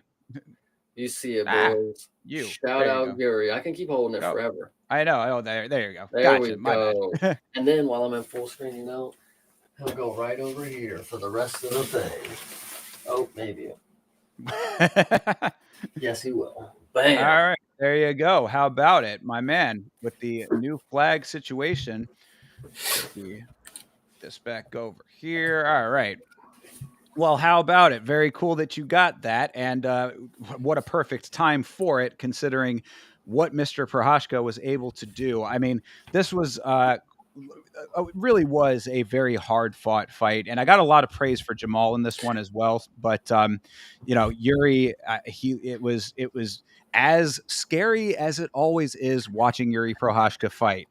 Man, that dude with the low hands and the wide stance, never checking kicks, like everything that you always think about Yuri Prohashka and always can say about him took place here. But bro, him figuring out some way, somehow to make that shit work, it defies logic sometimes. I will praise the opposition first. There is no point in this fight that I felt Yuri didn't have a chance for Jamal Hill to land a bomb and put him out. And I envisioned it. Honestly, I could see it so clear in my day. Yuri just has his hands down, dips his head one way, gets dropped, and folds. Like I've seen him countless times. But I also would like to throw in there. They messed up Jamal's record on the Jumbotron. He was 12-1. It had me thinking this dude only lost to Paul Craig. I was like, whoa, whoa, whoa, whoa. But it was 12-2 at the time. So anyway, Jamal Hill came in, put on a performance that beforehand I didn't think he was capable of because I had never seen him outside of Alex, to be fair. And what he did was prove that he is deadly. And I think he obviously lost. And there wasn't a time where he did get Yuri compromised to a point that I thought, he was going to end it. But Jamal Hill is worrisome. He's somebody that when I watch, I will remember like he might be able to just lay somebody out. But on the other hand, Yuri's head movement is just in the zone, I guess. I didn't think it was that great, but honestly, people have been praising it. That last shot where he dips, hits him with a straight, and then comes up, it was nice. It was very nice. Jamal Hill did take a beating, but I respect a beatdown like that. Jamal Hill, you might have won fans over with a loss like that, to be real.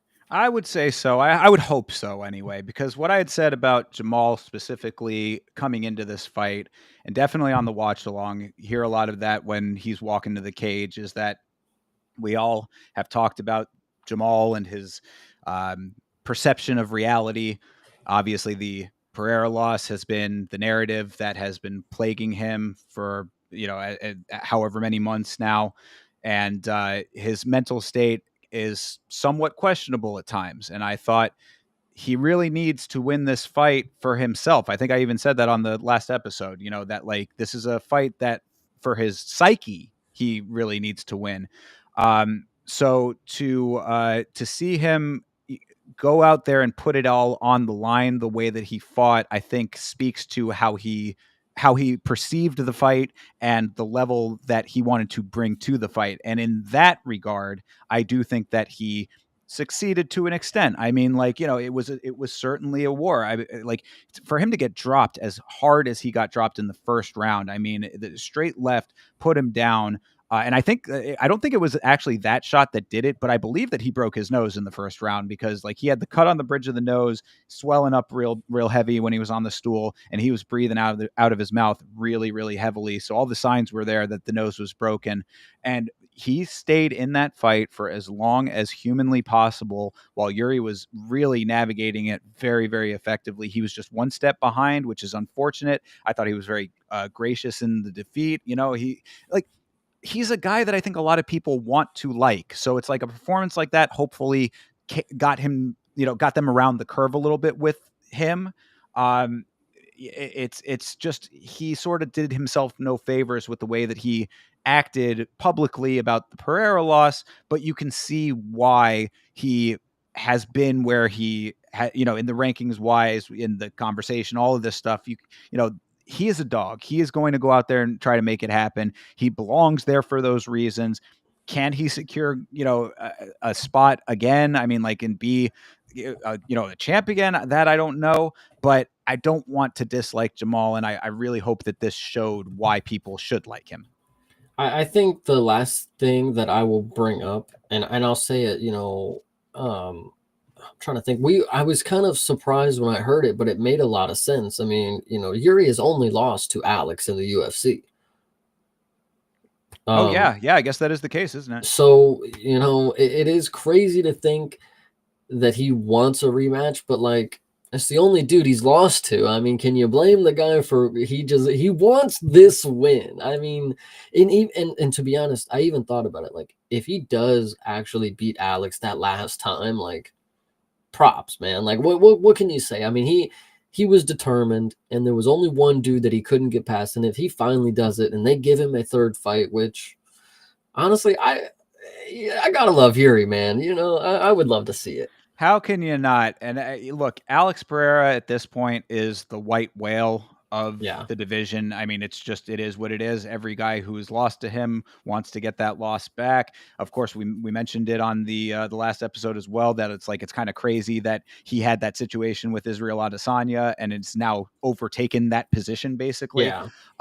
But so it makes perfect sense to me that would be the case if they want to do part three. I mean, like maybe the thing that I would say to that though is the same criticism that I had going into the second fight with Yuri and Alex is that Yuri keeps claiming that his style has evolved. He said it in the post fight. Oh, I think you saw the evolution. I'm like, no, Yuri really didn't see much of an evolution. You fought exactly the same as you always fought to me. I mean, like maybe there were certain differences that like on a micro level that you can kind of point out here and there, but like all of the glaring criticisms still are there. So I don't see how it would go much different in the third time. I don't know. I think I understand why Yuri's confused is because in the first minutes of his fights, like, the rematch with Alex and then this one, he gives it a good minute where he like keeps his hands up and he'll like do some different stuff.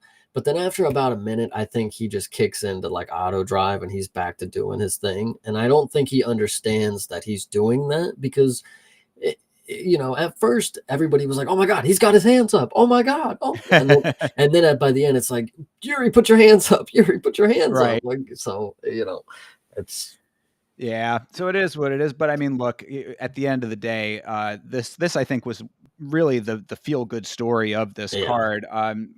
Of course, for the fight, I heard that Yuri and Jamal ended up having a drink after the fight, so obviously good sportsmanship there.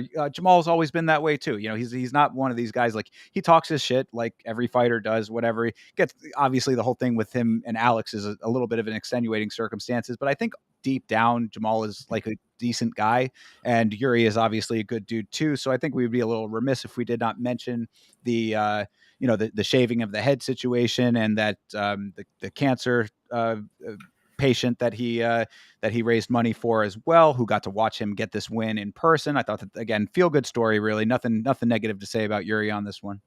yeah. And I also will note, I don't know if you saw his interview with Megan O'Leary in the backstage, where he said that he's got two dudes from back home and he's going to take them to his hotel and show them something crazy. I don't know what the fuck does he mean, but boy, I'm sure that they had a good night after. Like, wow.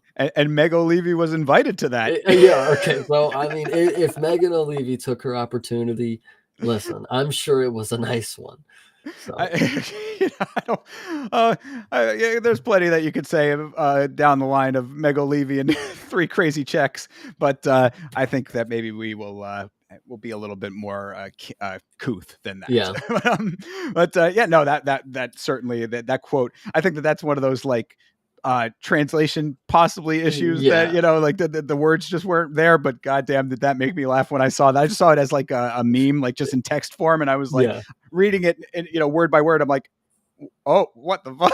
Yeah, you read it and you're like, no way does Yuri actually say this. And then you watch it and it's like, oh yeah, Yuri actually says it. I'm not surprised either. It sounds exactly like something he'd say. Yeah, he's just one of those guys that's got like that sort of like unintentional funniness to him because of how serious he is at times. Yeah. Like you put someone that serious outside of like a hyper serious situation, and it just creates its own comedy. So there's really nothing to dislike about Yuri, man. I can understand why everybody loves him so much. Me too. I like him a lot as well. I just would like to see him evolve the style a little bit so that he can achieve the things he wants to achieve. But other than that, like I said, this really was the feel good story of the card. So really a nice happy ending on this one. 100%. God, I love this one.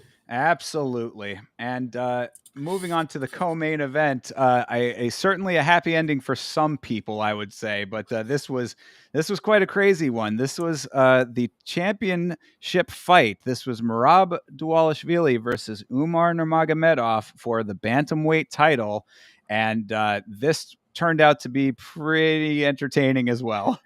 All week, I was following with Father's plan, and I was going to take Umar and Islam.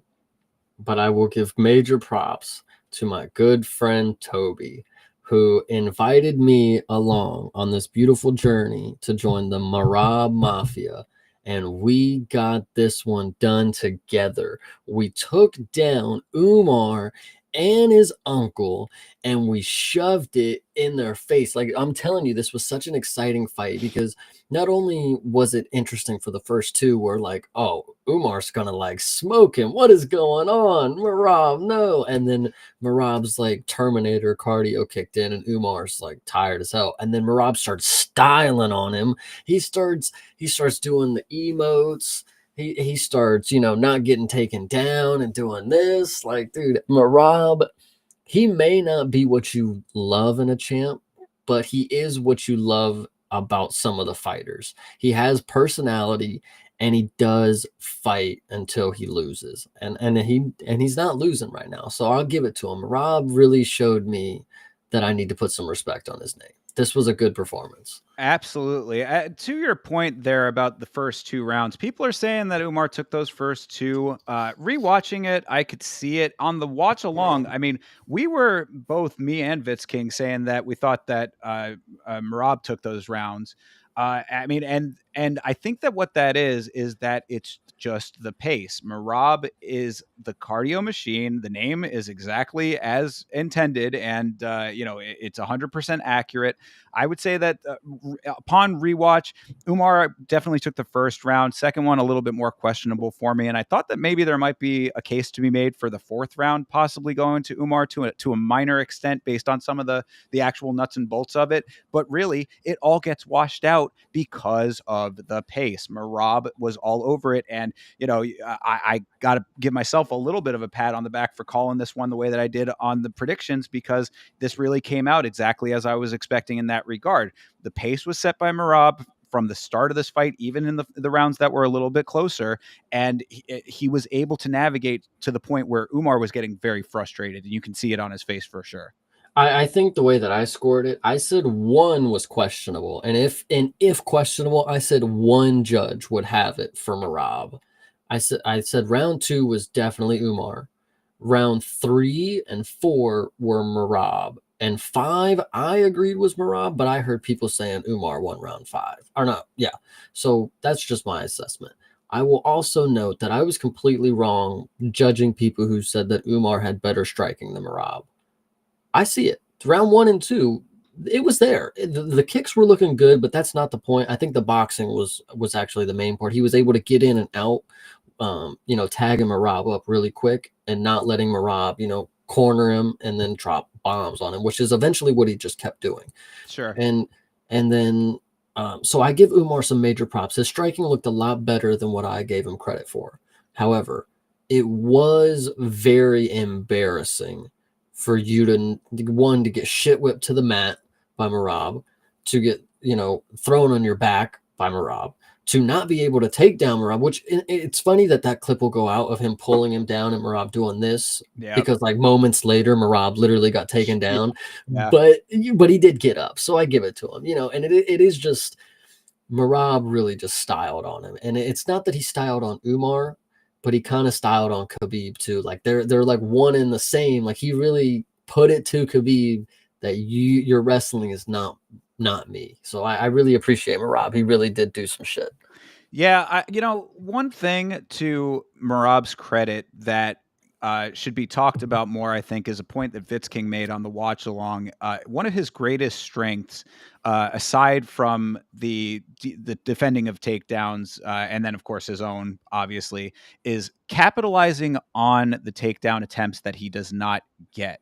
Like, if there are times when he's shooting him, because I mean, like, you see the number of attempts on, 30. I mean, bro, come on. It was just, the pace was relentless in that regard. But anytime that he didn't actually secure a takedown, he always catches the hand off of the break. Like, Mhm. he will land the punch every time that doesn't work out for him, and it happened consistently here. So like, it's kind of a double like positive for him. It's like, if I'm not going to, either I get the takedown and secure that, and that's great, or I get a free shot out of it, and I can continuously add those up because there are so many of them. So yeah, I thought that was really like a good thing to note as a positive for Marab when it comes to the striking, which he is a little bit behind on.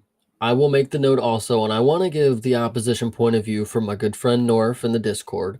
Marab going into this fight was one takedown away from tying GSP for the most takedowns in UFC history. Yes, he And was. and to know Umar specifically said he's not going to tie that record against me. Not only did he tie it, he broke it by 6. So there's that.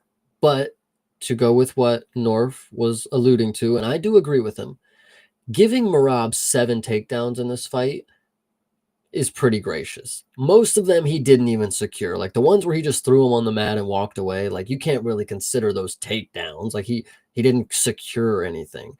And so a lot of them were questionable. I definitely think he tied it and broke it maybe 1 or 2, but 7 takedowns is pretty ridiculous in my opinion. Yeah, and I think again it goes back to the same point that we were kind of showcasing in the sense that our round scoring is a little bit different.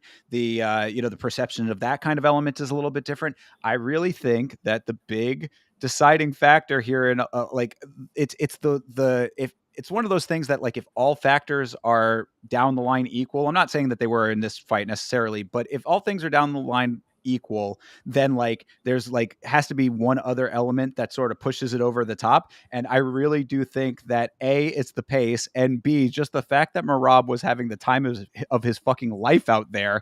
Like Yeah. I think that just optically it was like, this guy ain't losing this fight. How could he be losing? Look at him smiling so much, you Yeah, know? exactly. You're making a good point, and I think not only is that good for us to see, to finally see Adam Marab, like we did get it a little bit with Sugar, but in this fight, we really got to see just how much Marab enjoys being in the cage, and that's what we would want for a champion. We would want somebody who enjoys being in there, and not only enjoys that, but is the best at what they do.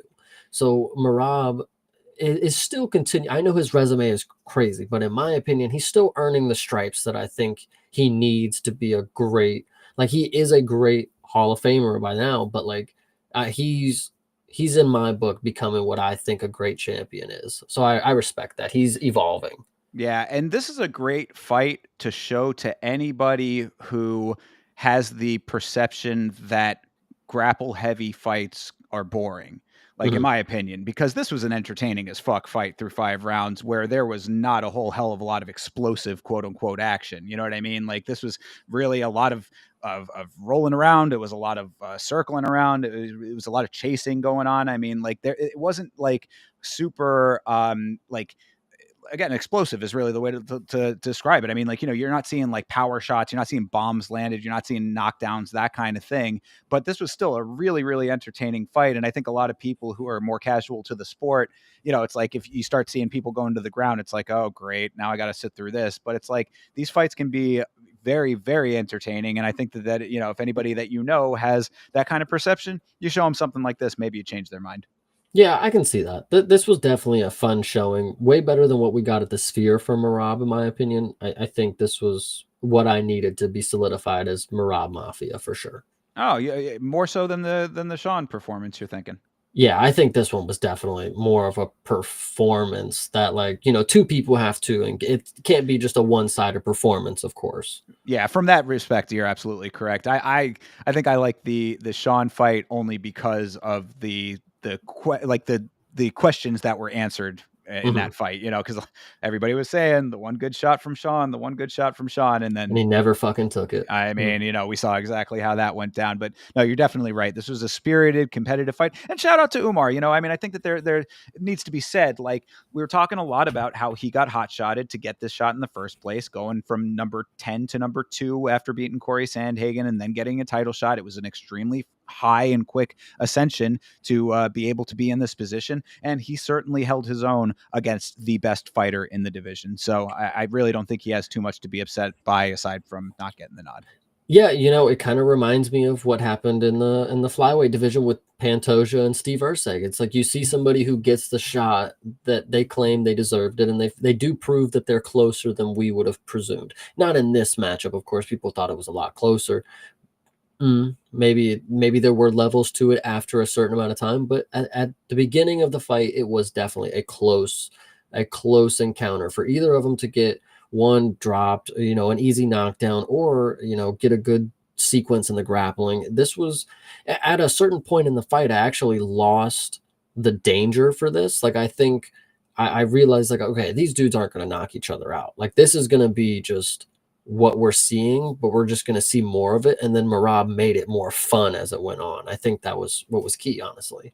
Yeah, absolutely. And I mean, it's nice to see that these hot shotter situations can actually be like that. Because I was as skeptical as anybody of Khalil Roundtree getting his shot, and we saw that that was a really good performance as well. So good deal there. Umar has plenty of time to to continue to be in the conversation, and I'm sure that yeah, I would not doubt that he'll have his shot at the gold again. Yeah, 100%. I mean, he's probably not going to lose to a lot of people under him at this point. Like, depending on where he lands in the rankings, he probably won't have that much of trouble. Yeah, no, I agree. So the champ retains in the first title fight of the evening, and in your main event of the evening, much the same. Islam Makhachev versus Renato Moicano. Kind of an anticlimactic way to end the evening, just based on all of what we had seen leading up to it, especially with the fight that we just talked about with Marab and Umar. But really, was there going to be a different outcome with this one? I remember exactly when the fight started. I said, if Hanato goes out here and loses in the first round, like, can you blame him? Like, it is a short notice fight. He's stepping up to fight the fucking champion, and like, he's even said it before. Like, I'm not beating Islam, and like, I'll give him credit. He went in there, and the first 30 seconds of striking looked interesting. It looked like maybe this isn't as close or as far apart as we thought, and there was like some fluke knockdown. It was kind of fluky. It was a slip. Yeah. So, and then unfortunately, it was like the easiest submission ever.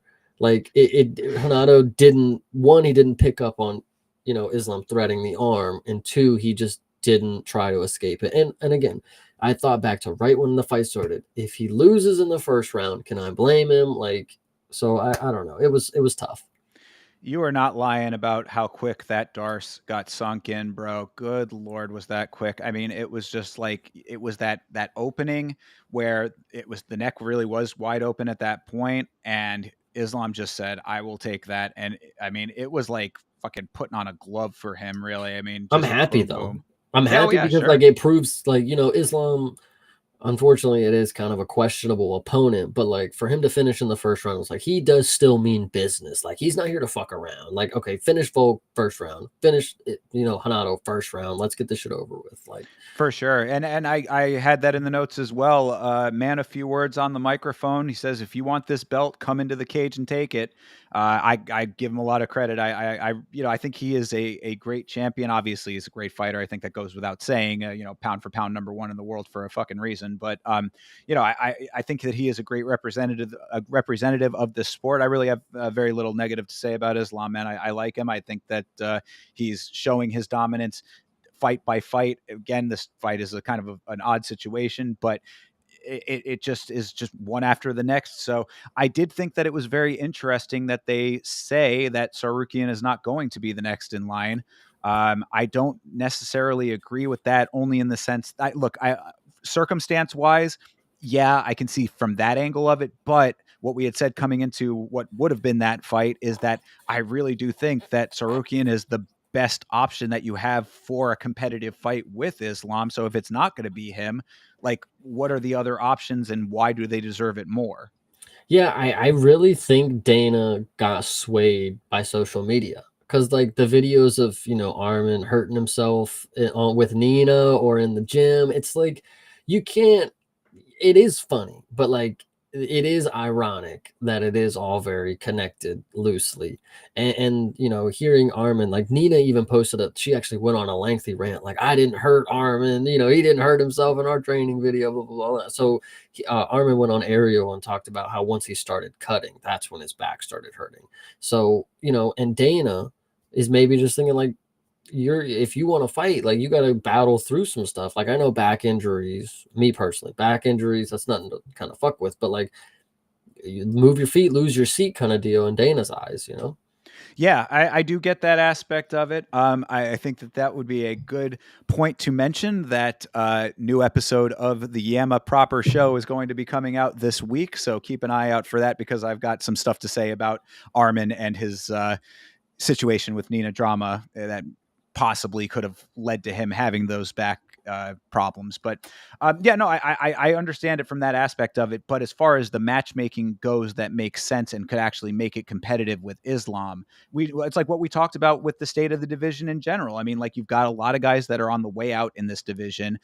Not a lot of really great options as far as a competitive fight goes. I mean, are we going to have Oliveira again? I mean, like, I guess that's kind of where people are angling for. It just, I think that Armin really is your best bet on as far as like an actual like competitive fight.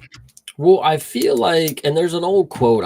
What was his name? Derek Seaver, is that his name? Dennis Siever. Dennis, I always say Derek. Dennis Seaver, he has like a quote saying like, I don't need to be the number one ranked guy. I just got to be high enough ranked for them to call me up on short notice, something like that. So like, this is one of those divisions where apparently people just fucking get hurt. You got Charles who cuts his fucking head. You got Armin who hurts his Bro. back.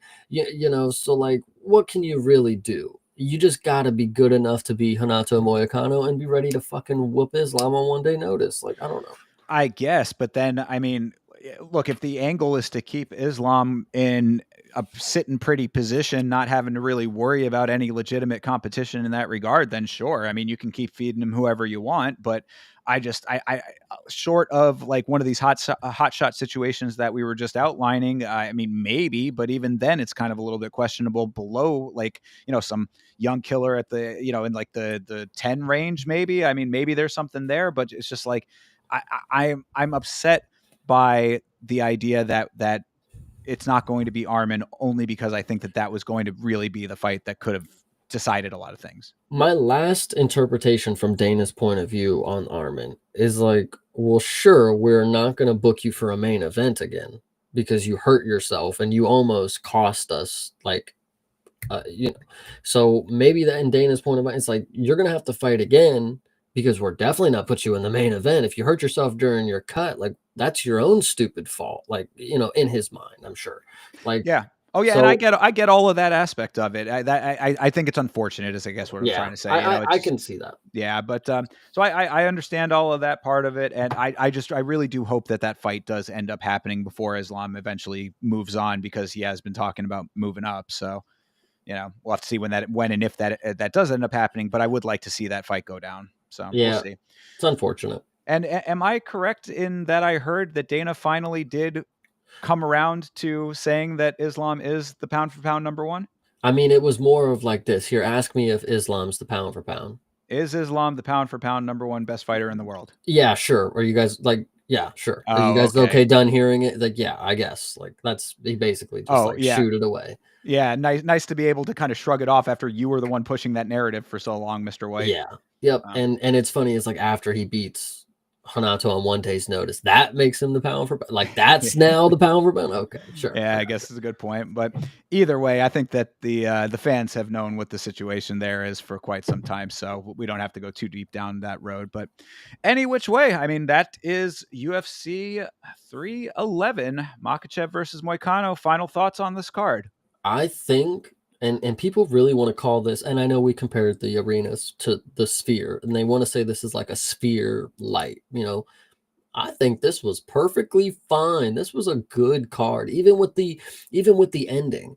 It's like it wasn't climactic to a point where it's like we expected so much. It's like once you see somebody on short notice losing first round, you can't like fault them like it to a certain extent. It's like you watch Volk get head kicked. It's like, I mean, he set up the head kick. I mean, he can't really do too much. It was the first round. He got caught. And then Hanato, it's like, got caught in a grappling situation. And if you knew you were outmanned, and then he sunk it in quick, like, what else can you do? So, other than that, like, I think this was a good roller coaster of events, and it ended on a good high point. Islam's still the champ. It would have been good either way. Islam's still champ and new. Like, it would have been a good night. Yeah. Overall, I mean, I think that there were a couple of instances on this one that upset me only because I was, anticipating certain fighters to fight in a style and method that they weren't doing. So I was a little bit pissed off at individual fighters, but that's the sport of MMA and that's what makes it great. So, really nothing too negative to say in that regard. And the officiating, we didn't have too many. We Oh didn't yeah, have, yeah. like, I think of the only weird one was the Zachary's, obviously. And then there was one moment with Yuri where he got poked, where he got the double eye poke from Jamal. And then they brought in the doctor, and the doctor's asking him, "Can you see?" And it's like, I mean, he's saying he wants to fight. Like, why are you asking him if he can see? And Yuri's like, ah, That was funny though. Can you see? Yes. Yeah, exactly. So yeah, he's great. Yeah, yeah. No, you're right, and it is kind of ridiculous that we have to point out when there are no bullshit refereeing instances, but that's just the world we live in as well. So overall, a fun event. I think it was a good time. It was a little bit of a roller coaster. Sometimes that pissed me off, but at the end of the day, that's what makes horse races. So I'm happy. Yeah, we need to get back to this arena like pronto by the end of the year. That is legitimately true. Absolutely. Yo, shout out to Jack Director, by the way, bro. Been missing you in the watch alongs, my guy. But so yeah, that's 311. Let's move on to 312 real quick because we wanted to talk about this just briefly. So 312 is Dricus Duplessis versus Sean Strickland 2 going down in Australia, in Sydney, Australia to be exact. And a lot of people are a little bit upset with this card. Have you been keeping up with the fights on this card? The only thing that I will note, and because everybody is giving a bad rep to 312, and there's two that I'm obviously excited for, the two championship fights, but it is unfortunate that I can see on the card that we have next week that there's two Australians that could be on this card, and people are complaining about the names on this card, but it's like they could have got Izzy probably, but that's somebody they want to book somewhere as a headline. They could have got Khan Fly, but they don't fucking like him for some reason. So, but as I do look at this card, there's a hell of a lot of Australians. They're just not anybody that we really care about, you know? Well, I think that that's the issue that a lot of people are having. A lot of people have been saying that this is a boxing style card where you've got two marquee fights and then a whole lot of names that people don't really know. Like they're not widely known, Hmm. and that perhaps not a lot of people care too much about, except for the Australia connection. Now, I mean, I understand that criticism. I mean, what I said the response that I had to the criticism was, look, I mean, a lot of times you have these cards and then everybody complains about the name value and then they turn out to be banger cards. That Hmm. certainly can be the case, but I do understand the criticism of saying if you're only going to have these two marquee championship fights as the top of it and then pretty much not much to care about underneath it, then why is this even a pay-per-view? That I think holds some weight. I can agree with you there. Why is it a pay-per-view? Because if they're going off the standpoint that I'm about to bring, is like there are a lot of Australian fighters on here, and they may not be people that we know as like global fans, but this is in Sydney, Australia. Maybe people are going to for the hometown guys. Like they know these lower level guys because they're directly from Australia. Like they train there, things like that. Like, but in that sense, if this is just a fan service card, doesn't need to be a pay per view now, does it? Because we've had plenty of fight nights. China was a fight night. Macau was cool. You didn't have to make it a pay per view. So I don't know. It is questionable. Yeah, because I mean the criticism also that I had heard, and shout out to Bedtime MMA, who I had listened to a video talking about this. Bedtime is from Australia, so a little bit of a vested interest in this one, and he had said strip one of the title fights and then make it a fight night. Like that's like having Zhang Weilei and Tatiana Suarez as a headliner for a fight night that is out in berm, so to speak, out outside of the apex. Like it would be a little bit disrespectful, but like at the same time, I mean, it would, or strip both title fights even if you wanted to, like have a higher level Australian headlining as well. That's Literally non-title. could have been Izzy. Like, It certainly could have been. Yeah, I mean, they decided they wanted him for the was it Saudi Arabia? I think is one coming up. yeah, Yeah, so I mean, I understand that aspect of it. Saudi Arabia has a lot of pull, a lot of money coming in from that area of the world. They want the best fights, they want the big fights, all this kind of stuff. So, I mean, I do see it from the fan perspective when it comes to this. That like you can you can be upset about the name value of this. I would say I think that there is some valid criticism there. Will it still be a good card, or could it still be a good card? Absolutely, it could be. I mean, that's always been my the way to look at it. But I just yeah, I do see this being a little bit of yeah. I mean, because you also have to think about it in terms of the financial aspect of it. I mean, when it's a fight night, it's one value as far as ticket prices go, and of course the pay-per-view cost and all that kind of stuff changes the whole dynamic of all that. So I mean, like, you're changing the elements of the structuring to make it a pay-per-view when it might not be warranted in that regard, and charging people accordingly. Yeah, I'm hearing you.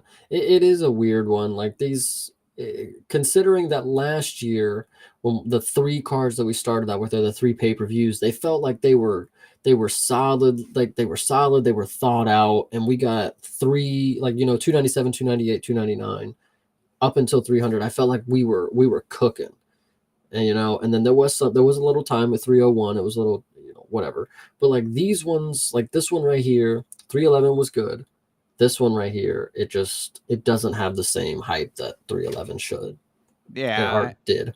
yeah. I mean, like, I think that it is very telling when you have a Tafa brother in your featured fight, pre-co-main. To a dude he's gonna lose to, like, so. Well, potentially. I mean, this is a contender series guy. So, that's the other thing that people were saying. It's like, we're gonna have a Tafa brother fighting a dude off the contender series. I mean, that does not scream pay-per-view level. Right. So, Yeah.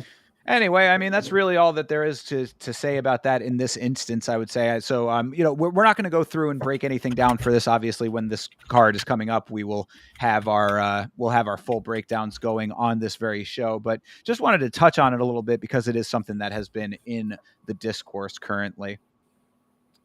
So moving on from this, then, I suppose we've got our requisite. It's becoming a trend on this very show that we cover a lot. Whoops, sorry. We cover a lot of the sport outside of the UFC, and our new favorite, like, what seems to be an experiment that we're keeping our eyes on just because of how interesting this thing seems to be, is the GFL. So if you have been listening to the show for a while, we covered the GFL in its very early presentation, as far as just what they're releasing information-wise about it. But some new information has come out, and Chase, you want to walk us through this a little bit? Yeah, the new information that's coming out is that some of the athletes that are supposedly signed to the GFL have not actually consented or signed or actually agreed to fight in the GFL. And that is to note, because earlier this wasn't the first note that I saw. Earlier there was a tweet about a fighter in the promotion. I can't think of his name right now. I think he was Polish, maybe something like that. Oh, yes, we have that as well. Yeah, Yeah, this yeah. is. Sorry. I can go over to that too if you're Yeah, looking for that. we'll grab What? that one My bad. first. You're Keep messing fine. this up. Sorry. We'll But grab that one yeah, sorry. first. So I first saw this one, and this is basically a guy who signed to the GFL, but it was something along the lines that he had 7 months ago or something, he had been incarcerated, and he's now about to serve like 7 years in prison. How the hell is he signed to the league? So that's the first thing I saw. And then now it's coming out that there's other fighters that have been seeing their names being thrown out that they are signed to the GFL, but have not actually signed to the GFL, which is very, very interesting because I don't even believe this is like a real thing yet. It can't be, surely. Well, what it's giving the impressions of is that they might just be pulling a whole bunch of names that they know of, people that they think might be interested, potentially, possibly, or maybe they have some kind of talks in the works, and then they're just jumping the gun on it. Mhm. Perhaps. I mean, maybe. I mean, that's the only thing I can think of, really, because why would you just randomly be going around the planet saying you're in the GFL, you're in the GFL, they've got graphics made up for all these guys too. Yeah. You know, Well, and so like if you read this, the comment on this post right here, and it's like the dude says, "I ask you to please remove this post. I am a contractor for another organization. I didn't sign anything with you." I think that is very key to note because Robelis de Spain has been signed to the GFL for months now, but he is scheduled to fight in karate combat this Friday. I don't know how it works. I don't know how the GFL is. In my opinion, if you want my word, I think this is a betting simulator somehow, some way. I don't know. That's just my thing. Ugh. It certainly does feel like we're living in a simulation when it comes to the GFL. Yeah, so I mean, we've got several fighters that are saying that they are, not actually signed to this organization. And then to go back to what Chase started off with here with the this Polish fighter, this is a guy who his name is where.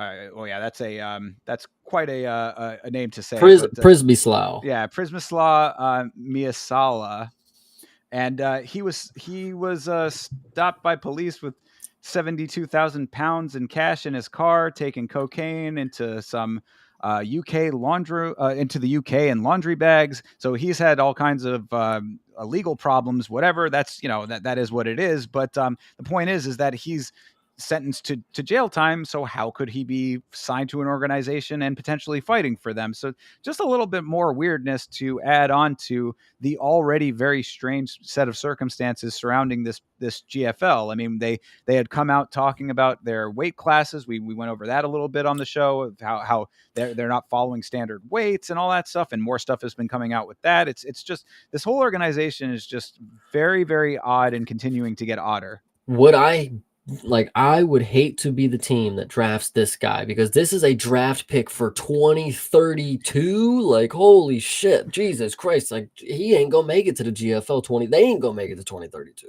Yeah, I That's mean, it's crazy. the only way, right? I mean, Like, did he pick up the jail phone and say, yeah, I mean, I'm down. Like, whenever y'all can get me out, like, fuck, we'll fucking fight. Like, I don't, this is so crazy of a story. well, that's why it goes back to what my thinking on this is like the only thing I can think of is that they either are in very preliminary talks with some of these guys and are just jumping the gun on it, or they're just going through other organization rosters or going through confirmed retired fighters or inactive fighter rosters, something like that. I would shudder to think that they just opened Tapology and just randomly spun the wheel, saying, you and you are on our roster now, but like those are the only real options that I'm seeing here. If they're saying one thing and the fighters themselves are saying another thing. Some of the names, like, it does feel like hat draws. Like, it does feel like, okay, let's pick out, oh, Frank Mir. Of course, yeah, we'll take Frank Mir. Andre Arlovsky, yeah, we'll take him. But then some of these other people are too obscure to you to even make it in the hat. Like, I just, it's really, really weird. And I'm very excited to see it, guys. I'm not going to lie. I think I, that should be the yeah, takeaway too, is that like the reason that we're keeping our eye on this so much and like, having like the day-to-day tracking of these things is because once this thing finally does fucking launch, it's going to be very interesting to see what we actually get on screen, yeah, I'm very excited because it's gonna be crazy. Like, some of these dudes on here might not even have internet access to like even know that they're on in the GFL now. And what's even funnier, I just noticed Caio Machado, the dude who went to 3 rounds with Brenson Ribeiro and stunk up the fucking thing, the Canadian Brazilian. He's Yes. signed to the GFL now. So Well, says the website. well, I mean, more, I suppose. I mean, OSP. yeah, I think we mentioned him last time. Yeah, yeah. Oh my goodness. There are names on it, names that you would certainly recognize. He's actually on here twice with 2 different pictures. OSP, nice. They got him in OSP here times twice. two. Yep. Well, all right. I mean, yeah, so that's what I'm telling. There is a lot surrounding this that is certainly piquing our curiosity. I would say so. Curiouser and curiouser, I guess, is the way that we will leave this little segment here, but just some more tidbits to keep in mind as we're kind of keeping our eye on this thing from the ground floor. So we still don't have a prospective launch date for this experiment that is the GFL. Obviously, we'll keep you posted as more information comes out, as we have been doing. But here's your dose of weirdness for GFL for the week. Yeah, I'm really hoping that Dana is like ready to fucking pounce on this company, because I'm on their website and like I know it's maybe not, it's probably unethical, but they have the UFC photos like on here. Like, these aren't just like stock photos. Like, these are the UFC stock photos. I'm hoping they just fucking sue them.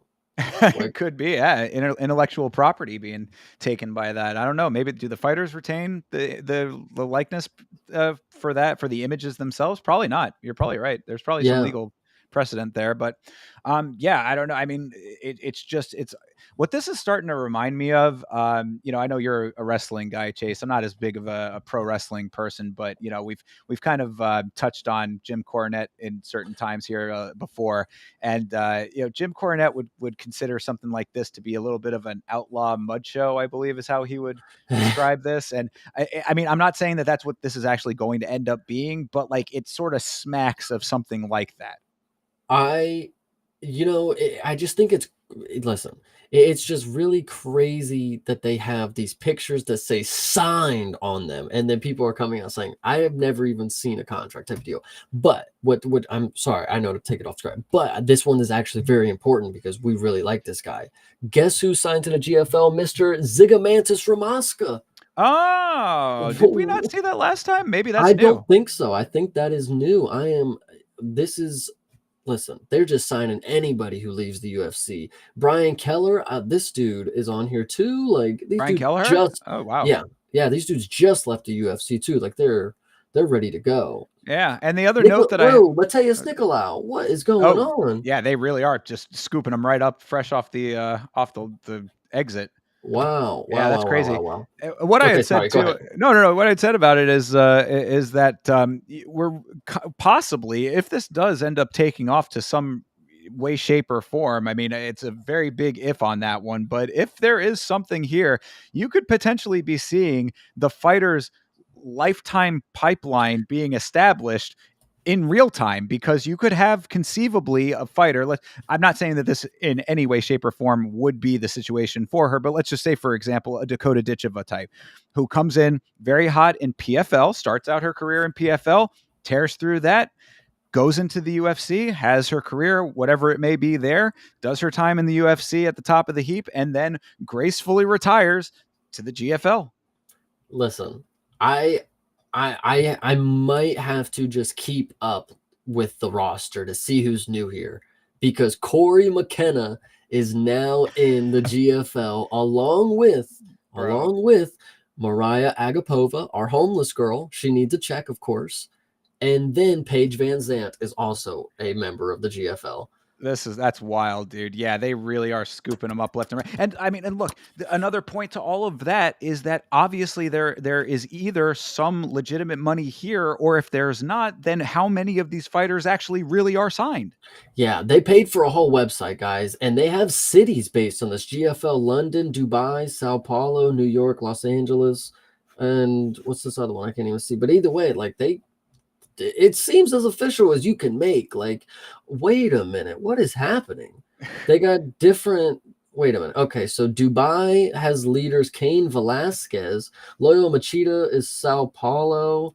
What is that? Ray Oh, they might Longo have is New York. they might have had their team leader. I guess those are the team leaders, because this is I a team based thing. Well, we actually, oh my goodness, the GFL draft starts in 3 days, guys. All right. Well, Wow, see, breaking news, I suppose. I'm fucking ready. Let's All right, go. let's keep an eye on it. I guess I don't know if their socials are established yet, but we got to make sure that we're following all their social media and keeping up with this stuff, just to keep everybody informed, as we have been. So that's the latest from the GFL. Keep your eyes and ears open, and in 3 days' time, perhaps next week, we'll be coming back with more news. I'm excited for this one. This is some new shit that is just, it's going to be so off the wall that it's going to be some good content. Because, like, when I describe it to you, when I tell you that Frank Mir and Robelis of Spain could potentially match up, like, this year, it's like, what are you talking about? Are you talking about a video game? Like, Frank Mir hasn't fought in fucking 30 years. Like, it's just insanity because they're also touting this as a league predicated on, like, the fighter's health and the restructure of the payment system and retirement plans and benefits. Like, how is this exactly going to work if they haven't done it before? It's like you can't just make everybody. I feel like I talked about this on the Discord. I don't think we were on call. It's like everybody thinks they know something, but like when you get out and you actually try to execute it, sometimes you just realize it's not a good plan and you got to scrap it quick or you're going to be you're gonna be fucked for a little bit. The UFC has a product that they know is perfected to a certain extent. The PFL, they copied it. You know, there's the cheap ripoffs of it, and then you have the GFL. They think they can come in and do something new and just sign all these great fighters, like all these blah blah blah blah blah, and like we're gonna do it this way, and he's never done it this way. And I hope Dana is just taking note, and I can't wait for the press conferences where he's just laughing at this fucking like this product. Seriously, I, I'm I have a little hope that it's going to be interesting, but I have zero hope that it's going to be like actually worth like combat sports like engagement kind of deal. Like this is just funky stuff going on. Yeah, it's a whole lot of question marks, a lot of variables in play right now that we're really going to just have to see what ends up actually taking place with this thing. But it does remind me of like old school, like golden age of MMA kind of stuff, where it was like you had Elite XC, you had like fucking the like other these promotions that just pop up out of nowhere that like Mhm, it's Yama. Yeah, the Yama pit fighting was another example of that, where it's just like, is this going to be like a one event and done kind of thing where they can't sustain it? Like, mhm. I mean, we're in uncharted territory with this GFL thing. So keep your eyes and ears open. Yeah, it might be just a thing. They like, what if all these people that are quote unquote signed, it's just a one fight deal, like somehow breaching their contract some way. We don't know. Maybe they get one fight out of them and just see if it works. But at this point, there's too much money into it. It's already like they've already got the back door. They've been thinking about this Yeah. for years. They had to have been cooking this up, and this is the best they've got. And the fact that it doesn't sound right and it doesn't add up is just not a good sign. Because, like, what does Chael always say about charlatans and stuff like this? It's like, I don't know what they're selling me here, but it don't seem like the product that I'm thinking I'm gonna get. Yeah, we're very much in the attention era when it comes to all manner of life. It's social media is vying for your attention at all times, this kind of thing. Sports world is no different. So, you're in a very, very, very competitive space when it comes to MMA because there's only so much bandwidth to go around. And you're vying for the attention of people whose attention is already very much taken by the main product. Same reason that we cover PFL and all these other organizations. It's like the UFC is the YouTube. This is barely a Rumble right now. So, I mean, we're going to just have to see if this thing can actually get to the point of being a legitimate Rumble. I think it's just going to be interesting just the way that they're presenting this idea because they have this their little mission statement. I'm looking at it. It says this groundbreaking league unites fans and athletes, creating MMA's most passionate community. If you are thinking that by prioritizing the health and wellness and retirement is going to bring the local fans to watch Frank Mir at age 50, like I don't know. That's people aren't gonna want to see, like, if we're gonna watch Frank Mir, we're not gonna want to watch him babied at 50 and then they end the fights early because he's an old fucking man type of deal. Like, if that's not gonna make a passionate core, what we want, like I would say, the passionate fans, they want to see him at the best of their ability at the top of their game. It's like when someone's out of their, I already signed up for that, by the way. Oh, cool. Um, All right. if somebody's past their prime, it's like we got to accept that. I don't want to see them at age 50 cutting weight. How is that uniting the fans and athletes when I'm watching somebody who's way past their time, shouldn't even be participating anymore? I don't even want to see them participate anymore, but you're shoving it in my face.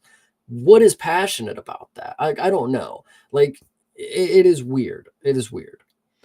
I might not be the first person to have said this, but I'll take credit for it because I haven't heard it anywhere else. This could very well end up being referred to often as the Grandfather's League. Um, so, I mean, but that's a derogatory way to look at it. But you got a lot of younger fighters, as we were saying. Ziggy Mantis is on there. All these, the Corey McKenna, all those people that you just named.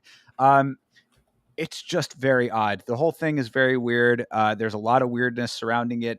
If you're paying attention to it, that I think is something that organizations like this kind of bank on, is that people really aren't paying attention to it until they are until it's in their face. Mhm. So all of these back end little dealings and stuff, if down the line, this is why it's good to keep up with it via this show if you're out there listening, because we're seeing all of the seeds as they're being planted. So if this thing does end up being a success or a colossal failure, which it very, we don't know where it's going to go one way or another, but it kind of, we've got inklings of things not being correct already. You're at least seeing the progression as we're seeing it in real time, so you understand where you get to from where you were. I always think about, like, with phone companies. I know this is a crazy bridge, but it's like that many people can't possibly be using this type of phone. And so you got to imagine the people who work for the phone company are all using that type of phone. Like, they have at least one of them.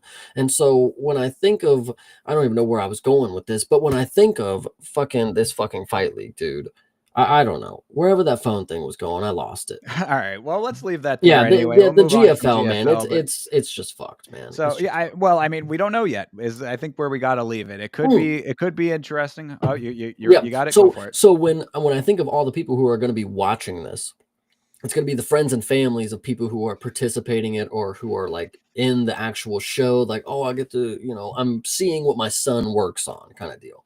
We will be actually two of the people not related to it, other than viewers. We will get the viewing experience other than the biased, where's my son? I'm looking for him in the fucking crowd type thing. Two viewers, I think, is at minimum what the GFL can get. Maybe max will legitimately people wanting to watch this to see what it is can't be more than like 500. Like, seriously. I mean, it's a global sport. Perhaps there are people It out is there the who are. global fight league, but honestly, if you type in GFL, there's 10 more companies that come up like on top of it. So just saying. Well, we are in at the ground floor, so keep it locked to last week's fights for more information as it comes out. Mm. All right, let's move on from the GFL. I think we've given them plenty of shine. Just briefly wanted to touch on this. We don't need to go too deep into it, but so we've talked plenty of times about the PFL and all of the fighters defecting. I thought that this was interesting that Patricio Pitbull, who is one of their biggest fighters, has been very vocal about wanting to leave. He was finally granted his release as well, so he is a free agent. There have been rumblings about him possibly coming to the UFC. Seems a little bit of it would be like an MVP situation where it's probably not the best fit for him in the UFC. I would say that him going over to One Championship would probably be the better move, even though One Championship has also been criticized for their business practices.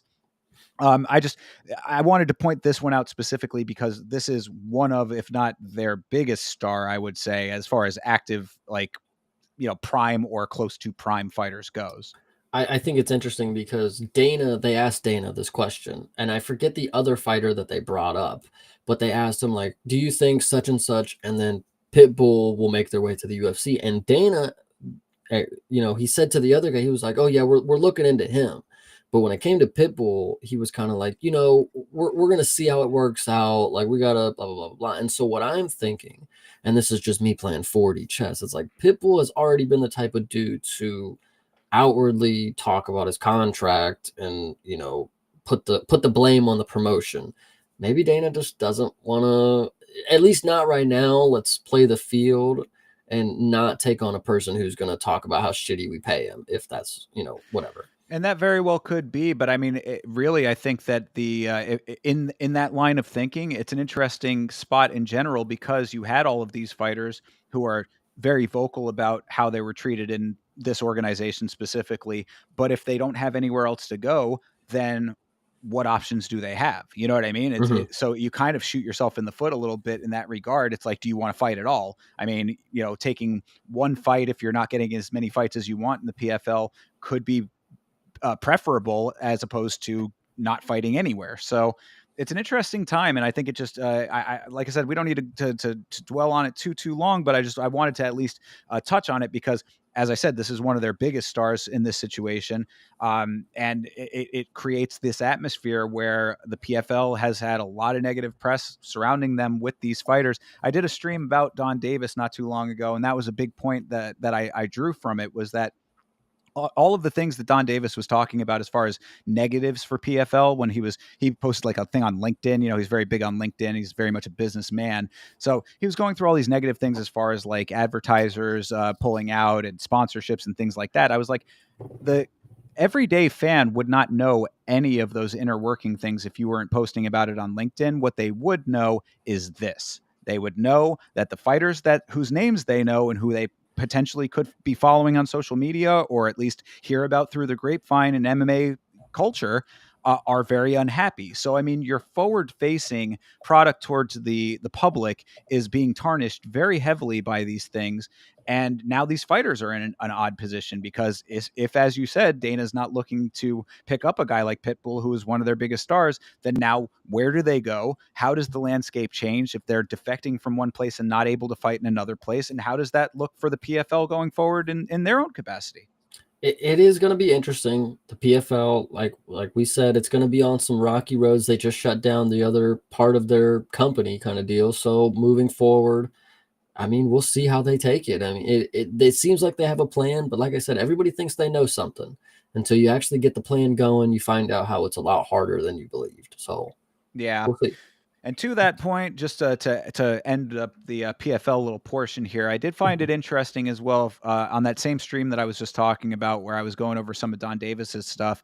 I found a great think piece. I forget what the outlet was. I'd have to go back and look that up. But it was basically an article saying that Ryzen is kind of going in one direction as far as their business model goes, and PFL is sort of going in a different direction. And Ryzen is seemingly becoming very comfortable in being another feeder organization for the UFC. That's why we saw Kai Asakura come over and why we saw Sean O'Malley go over to Japan recently on his little press tour that he did. Mhm. So Ryzen is cozying up to the UFC, PFL trying to set themselves apart from the UFC, um, but going about it in a way that is not necessarily super fan friendly, maybe now a little bit more so with Bellator going down and them taking away the tournament system as it was, with the points and everything and the playoffs and all the dumb shit that no one cared about. Maybe that will help a little bit, but it was just an interesting note that like Ryzen is taking a very definitive path in one direction and PFL is taking a very opposite path to that. We're just going to have to see how it all affects the landscape. 100%. So, and then the very last thing that I had that I thought was a interesting and good thing to note, and this is shout out to Checkmate Entertainment for bringing this to my attention. But I saw this on Checkmate's page and wanted to bring it up. The NCAA, that is college sports, that's the governing body of college athletics, has recently added women's wrestling to their championship roster. I was not aware that there was not women's wrestling at the collegiate level up until this point, but it would seem that, or at least in championship terms or whatever, but it would seem that now women's wrestling is finally getting a little bit more of a platform at the college level, which could be huge for MMA. Yeah, absolutely. I mean, we see decent wrestlers come in, but if you think about that, none of them have been to like a collegiate level of wrestling. If they get that under their belt before they come into, the UFC or whatever, or MMA period, it's going to be a good backbone to their skill set. I mean, and honestly, it might even show how behind we are. Like maybe there's not collegiate level of wrestling for women and other parts of the world, but maybe there's something that's, a little higher than high school wrestling or whatever they would be able to do other than, get to the collegiate level with it. Yeah, absolutely. So, I mean, really not too much to mention about this because there's really not an overlap with MMA just yet, but something to be aware of because I think that going forward now you see these younger women fighters that are going to be coming up into the sport. If they are coming up through this system, you could be seeing a higher evolution in women's athletics in general, and of course in the UFC and other MMA organizations, which as we were kind of going over on the stream where we broke down the women's divisions, like you really need quality talent infusions on a regular basis when it comes to the women. It's a male dominated sport. That's just kind of the nature of it.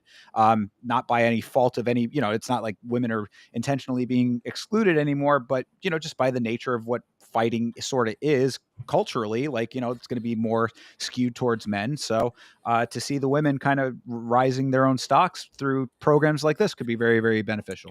I'm listening to you. I agree, man. Yeah, so that's about it. I mean, I think that really we covered a whole hell of a lot of ground today, but that is what we got for you. So we are off. The reason that we went down this little train of thought is because we are having an off week. I did think that was a little unfortunate. Felt like we were just getting back into the swing of things, and we got another off week from UFC. So unfortunate, another little weekend to have a break from fighting if that's what you wanted. Of course, I don't think a lot of us did, but either way, we will not have fights this weekend. Are you trying to do the Karate Combat card? Is that the plan for Friday? I am definitely gonna stream the Karate Combat card. I unfortunately believe that it is only 5 fights. Yeah, that I So think their cards are shorter.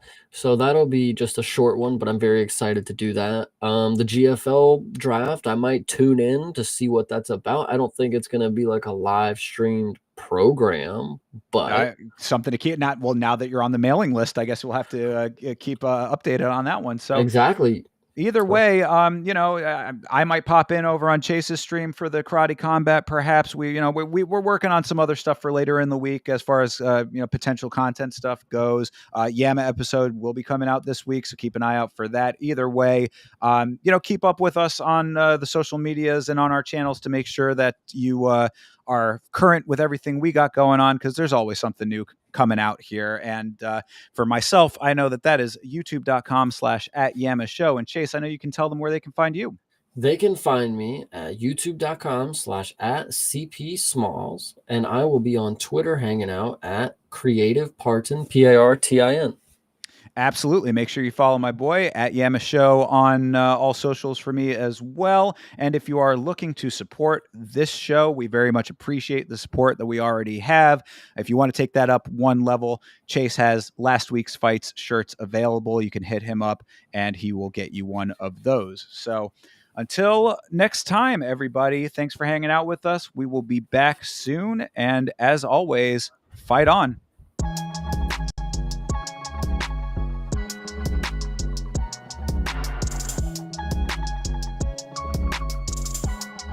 Change.